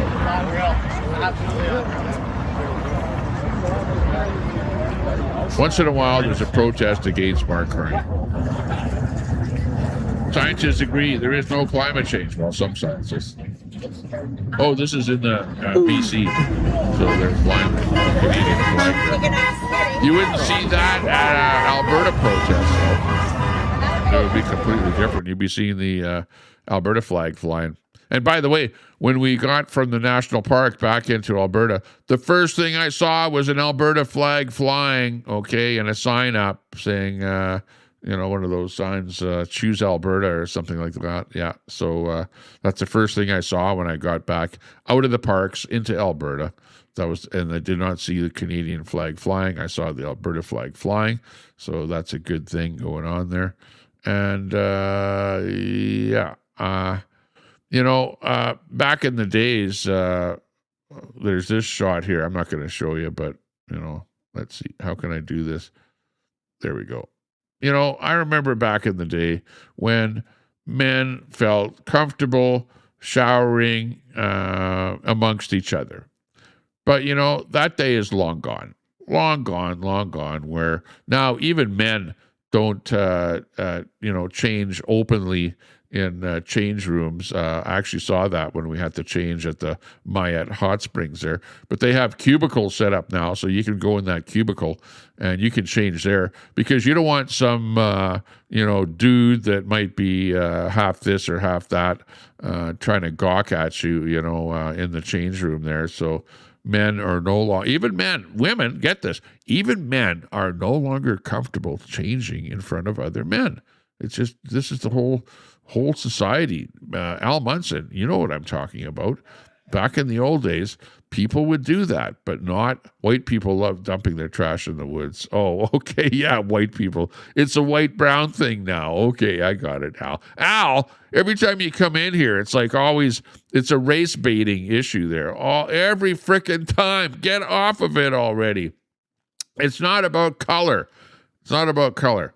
It's all about who's doing the dastardly deed, okay? And I understand that, certain colored people might be dumping trash, okay? But for you to come in there and say that, like that, I'm just pointing out that the newcomers in Canada come from countries where they dump trash all over the place, okay? So when they come here, that's what we're seeing, is we're seeing more and more trash being dumped all over the place because they don't care. Regular Canadian, yeah, a regular Canadian. You guys, you like to try and make everything into a race baiting kind of a thing. It's not. It's not. Elm says, raccoons love a comfy couch. I would agree with you. Yeah, I know. I would agree. Quit it already. Quit it. They got caught and they're on video. If somebody else got caught, they'd be on video. But how often do you see other people getting caught? You don't, because they don't do it, right? Canada is a pretty clean country. We don't have garbage dumped all over the place. Yeah. White people will dump. Well, so will black people, Al Munson. So will anybody. They all dump stuff over where you're from there, down in the bayous or wherever. That's what'll happen. Old Country Road in a heartbeat. Yeah, people do it. People do it. But the point is that we're seeing where most people are conditioned not to do that, and it happens very infrequently. We're starting to see more and more of that stuff happening over time, So that's where it's getting talked about. Free speech, more Moroccan hash stories, Tommy. Yeah, exactly. You want to hear more of that stuff. That's funny. Yeah, exactly right. Lion Roars has that right. Mark Carney is Trudeau 2.0. Way worse than Trudeau, because he's way more of a climate change or a climate, suck money and funnel it over to Brookfield zealot than Trudeau ever was, right? Trudeau did, pump money into those heat pumps and that stuff. Trudeau did do that, which was pumping money into a Brookfield subsidiary. Probably was coached by Carney on that whole issue. Well, Carney's doing the same thing where he's offering the heat pump, kickbacks from the government and stuff like that to make the subsidiaries of Brookfield rich, allegedly. Okay, yeah. And that is just something that we know. Maybe the schools could teach the new immigrants to pick up their trash instead of shitting on the beaches and the parks and stuff like that. Yeah, we know that stuff like that is going on. You guys know that. It's not just me saying that. You guys think it's just Tommy Temper that he's racist or whatever, talking about stuff like that. I don't care who's being a bad person. You could be a newcomer or you could be a Canadian. We'll call you out. Well, if we see you and we see the video, we'll call you out for doing stuff like that. There you go. Carney is not Trudeau, says Brett. Different personalities and leadership approaches. If made to choose, I would choose Carney over Trudeau. Would choose him over Poilievre too. You like the fact that he's actually he's a corporation man. Brett. Mark Carney is a corporation man. He's all for the corporation. Everything he does benefits corporations. You know that. And that's why the Liberals just despise him. Anyone that voted for Carney despises Carney, and they go, oh, shit, he's like a right-winger. He's actually a right-winger, more of a right wing than even Trudeau, because he's giving money to corporations. He's all for the corporation. So, you guys don't see that? Well, I'm pointing it out right here. So there you go. Deb's Crazy Daily says the Alberta flag is a provincial flag, is it not? So that's nothing new. Yeah, exactly. I know, people are going that Alberta flag and the Alberta emblem. It's an Alberta thing. And if you live in Alberta, why not fly an Alberta flag? In fact, I got a Alberta flag flying right now. And we fly it on my golf cart when I go driving around here in Sylvan Lake. We have an Alberta flag flying on the back of it, and I get thumbs ups from everyone and waves from everyone. They see the flag, they see us, and they know what it's all about, and they're all for it here. Well, not every single person, There are a few, people that fly Canadian flags here. I do see it on a few houses and stuff like that. But I think that the people do think that the independence movement has hijacked the Alberta flag. People have said that. I've heard them say it. So, yeah, these things happen. Brett says that was in the news the other day, actually. Tons of illegal dumping on farmland here in Alberta, and it isn't brown people doing it. A couple of times openly caught and on film. Well, yeah, you're right. It isn't just them. It isn't just brown people doing that. Yeah. Like I said, I just did a quick search for British Columbia, trying to find out about the fires that you pointed out, Brett, and that popped into my feed here. So, I showed you the clip because we don't like to see anybody dumping, whether they're brown, white, black, purple, or green. Nobody should be dumping. And it could, hey, if it was a video of a white guy dumping, I'd be talking about that too. Okay. And we know that it's just not, particular people. But there does seem to be an influx of that happening since the mass immigration has been happening. Just saying, I think that's what they're talking about. Let's see. The Russian helicopter considered the epitome of stability and precision. Yeah, right. Well, we don't need to see that, but yeah, let's show it here anyways. Check it out. Here we go. Let's cut in here. Helicopter, helicopter.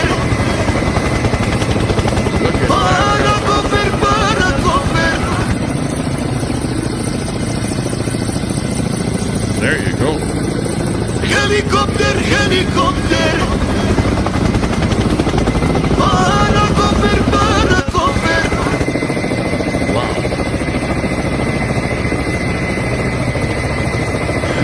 Wow. The epitome of stability. Helicopter, helicopter. Paracopter, paracopter. You can't make that stuff up there.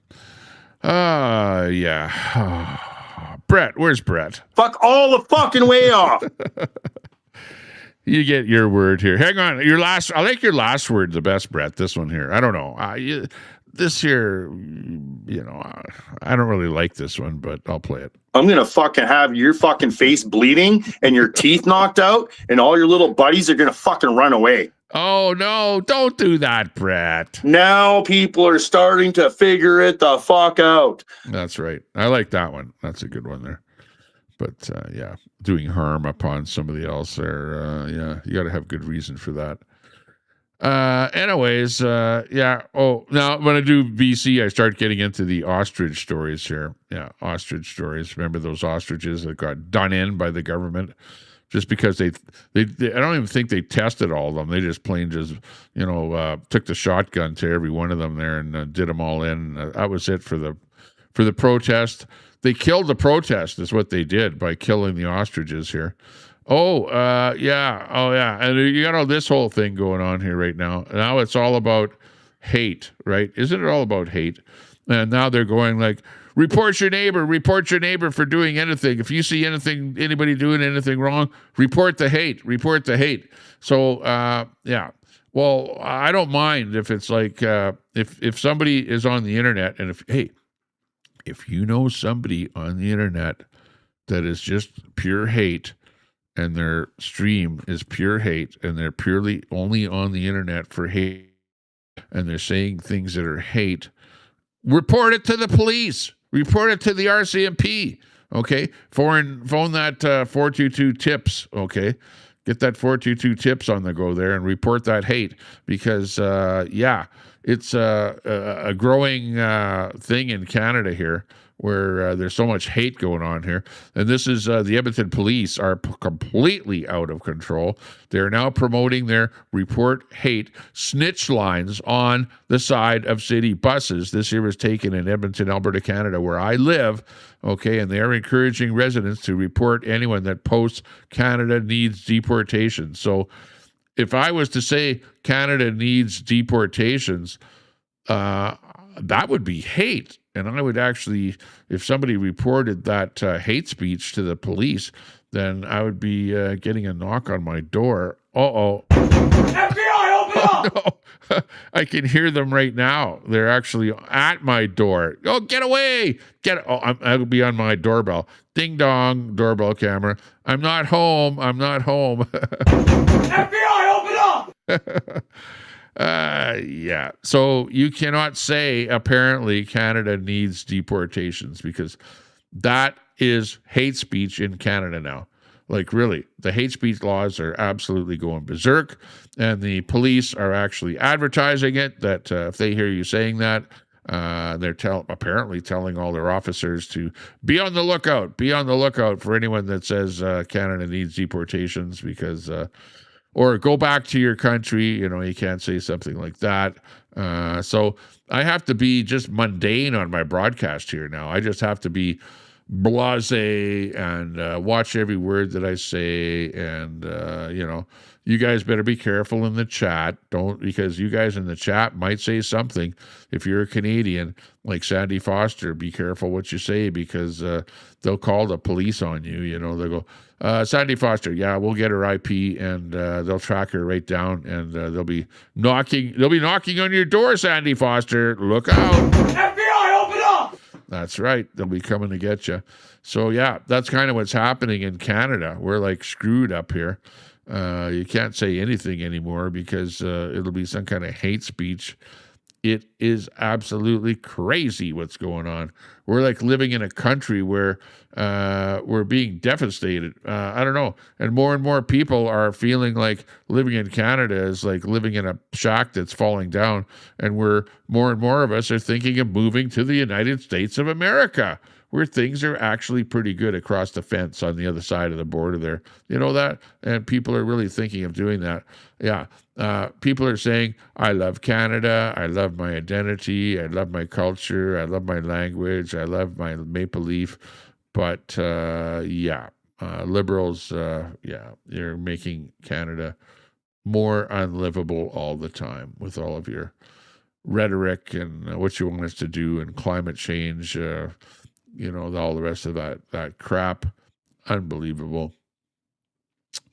Unfreaking believable. Who's going to buy the Roadster?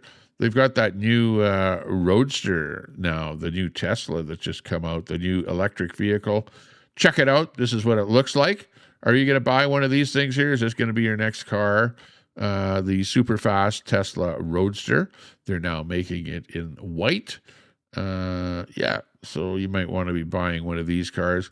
I don't know. It's not really my style. It's a little bit expensive, and I don't like those cars that explode when you get a scratch on the bottom of it, that kind of thing. It's just not for me.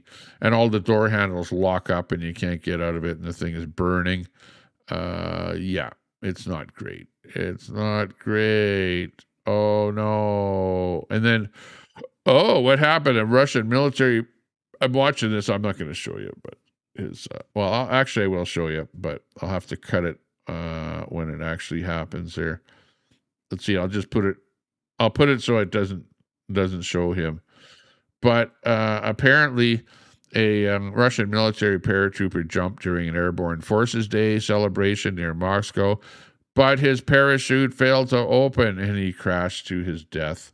And you can see there where his parachute didn't open. So, it didn't turn out well for him. I didn't show you the part where he actually crashed. So, hopefully YouTube won't give me a strike for that.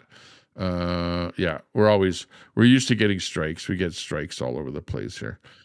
Let's see. Oh, they're talking about just in. New York luxury hotels housing illegal immigrants have now been returned to FEMA. 4 employees have been fired. DHS dropped the hammer, and they got stuff like that going on in New York. New York is becoming a kind of a basket case of stuff going on there with the new mayor in New York. Absolutely crazy what's going on. What's this? Activism teachers have been put on notice. Bill 25 takes effect this year.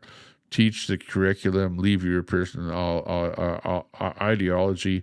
So actually, Alberta is becoming a pretty good place to live here. We've got this whole thing going on here. Alberta classrooms are not for activism. Okay, get this. This is where I live, in Alberta. This is not where you live, okay? The rest of Canada is not like this. The United States is not like this. But actually, the provincial government is actually hitting hard. And Bill 25 takes effect this school year. Teach the curriculum. Leave your personal ideology at the door.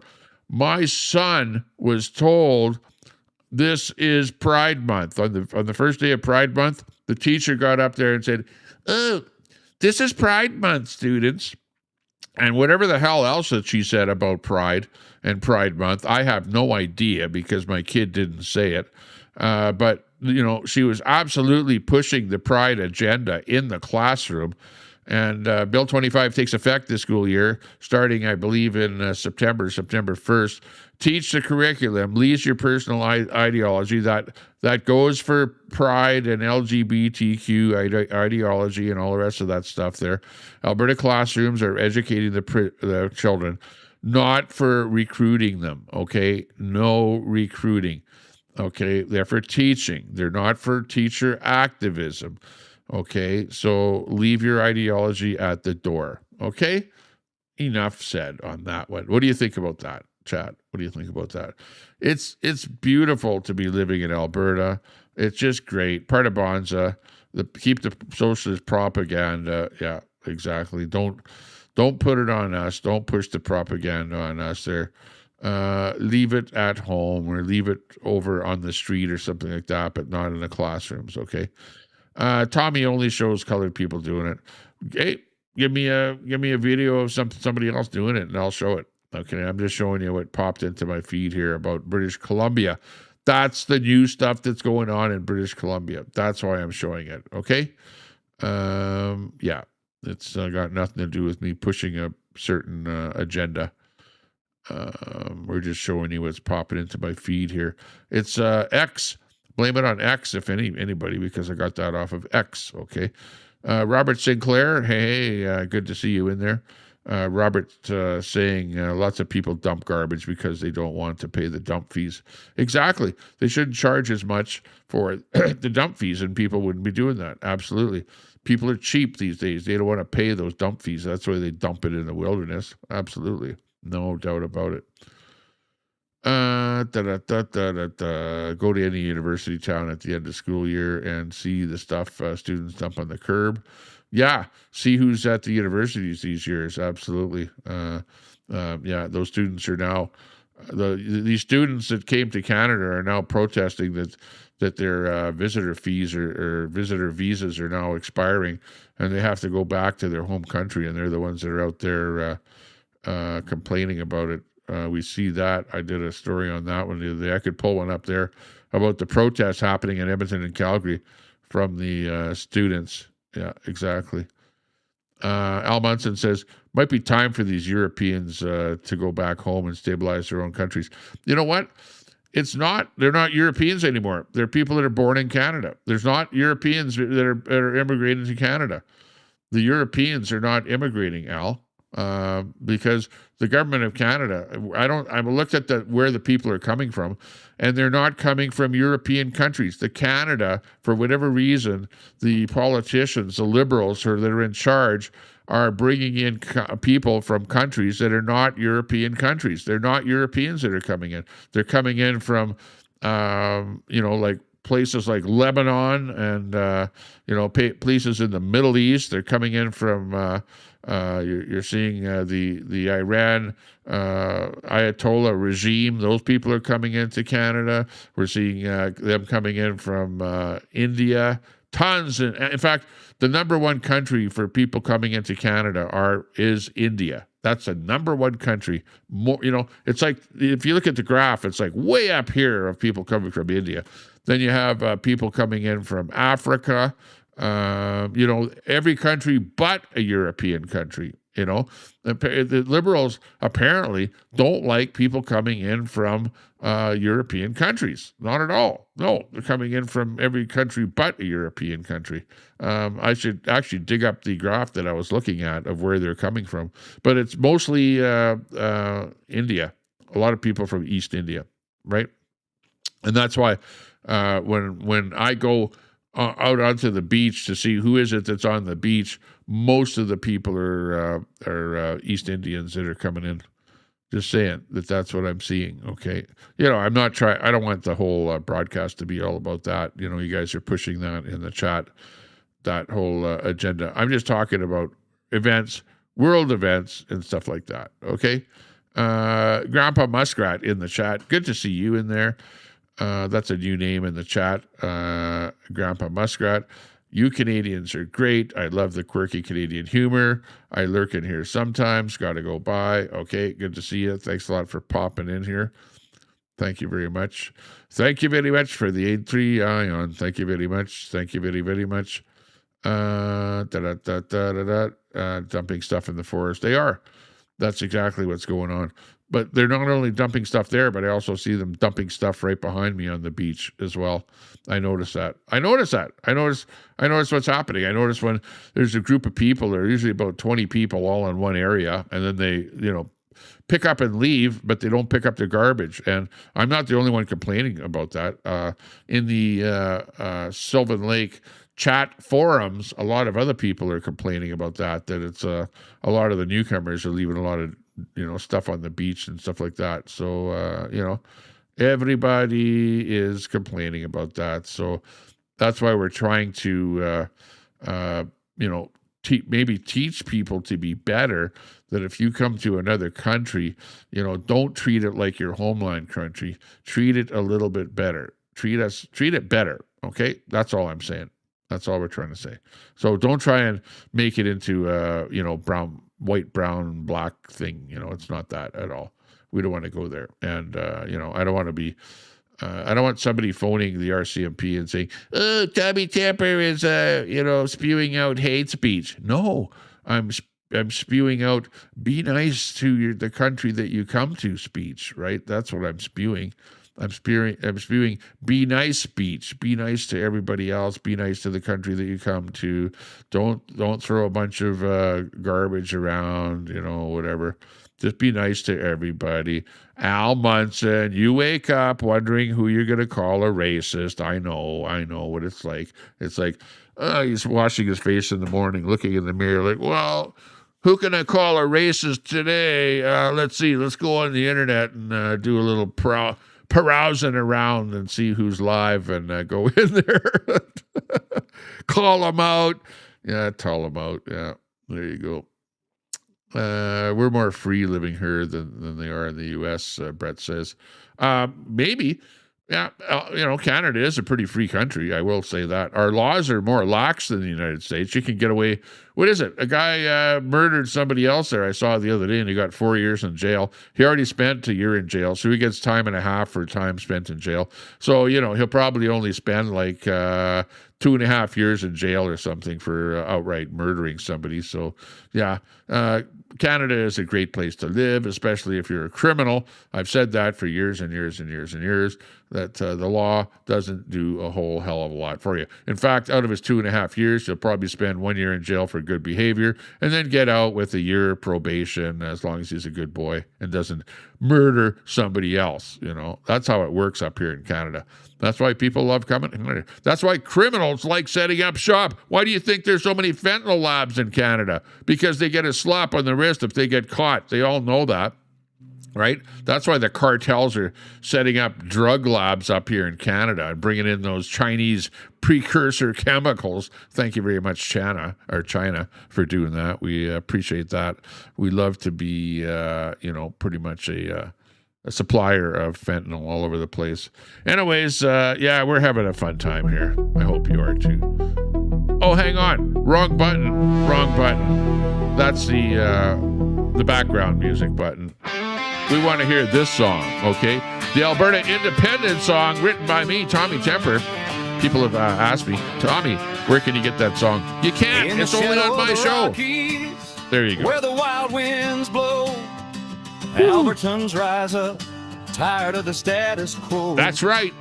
Oil sands pumping black gold. Yeah. Beef on the grill so fine. Oh, grain fields waving golden, canola blooming in the sunshine.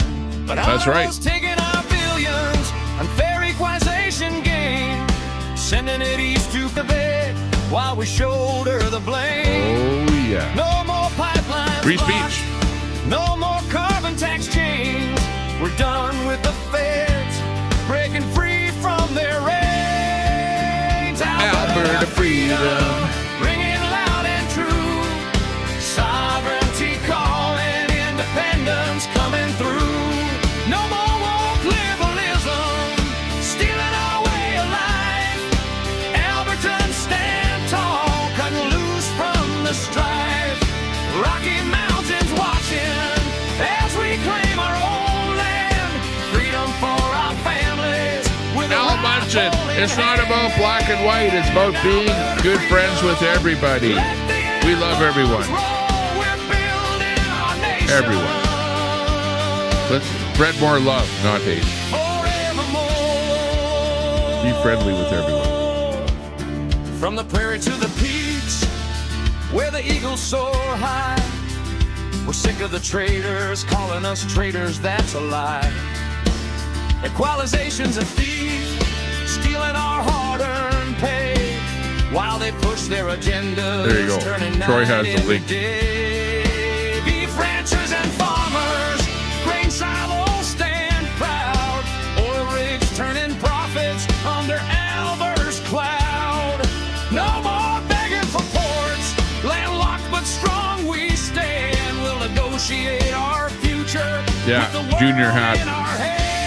It's all you can buy. Alberta freedom, ringing loud and true. Sovereignty calling. The day begins. She woke up. No more woke liberalism. Good to see you, Dime Bag. Alberton stand tall, cut loose from the strife.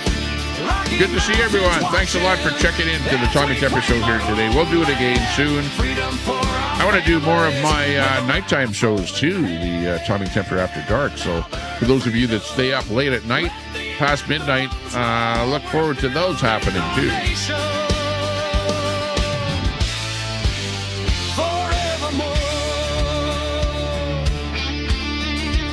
They say it's illegal, but self-determination. My family is originally from Canada. Like Ukraine from the Soviets. For many generations, the background of my family is Canada. Canada. I was born in Canada. I'm a native Canadian. Don't you know? I've said that many times. In fact, I have assimilated into being a Canadian. I'm not a hyphenated Canadian. I'm just a Canadian, okay? And everybody else should do that. When you come to a country, assimilate and become an American if you're from the States. Become a Canadian. Oh, hang on. I got a phone call coming in. Hang on. Let me catch this phone call here. Okay, I'm just live on the air. I'll be with you in a second. Okay, I'll give you a call back. Okay? I'll give you a phone call back. I'll give you...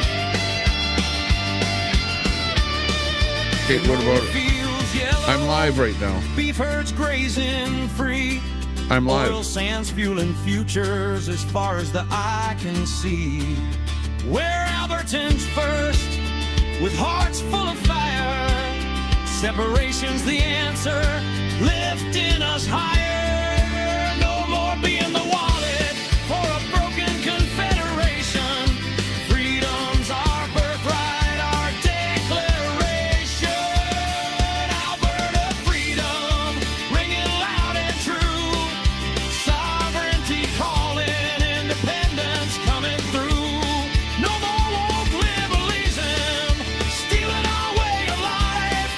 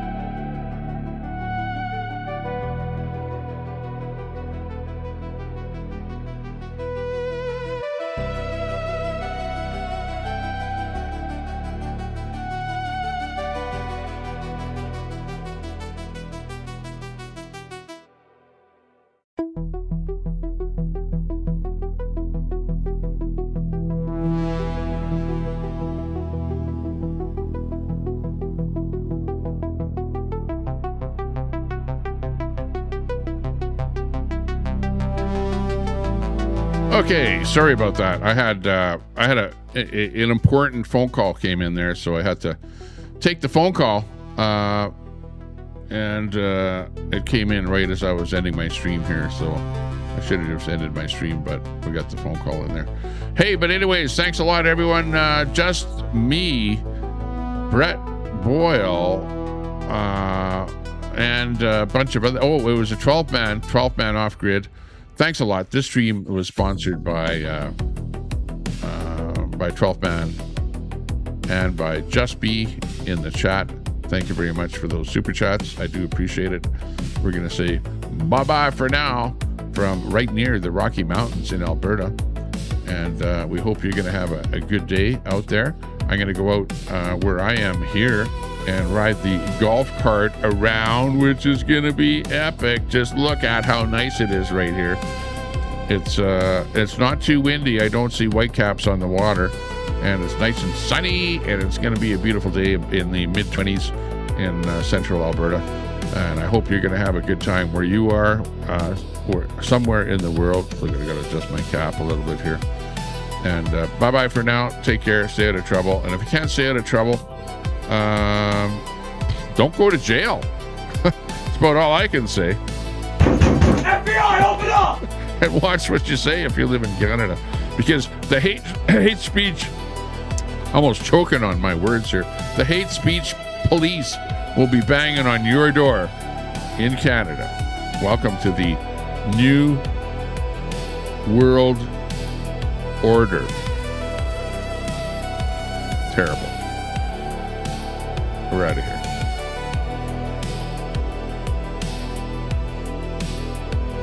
Without you, I wouldn't have a show. Thank you.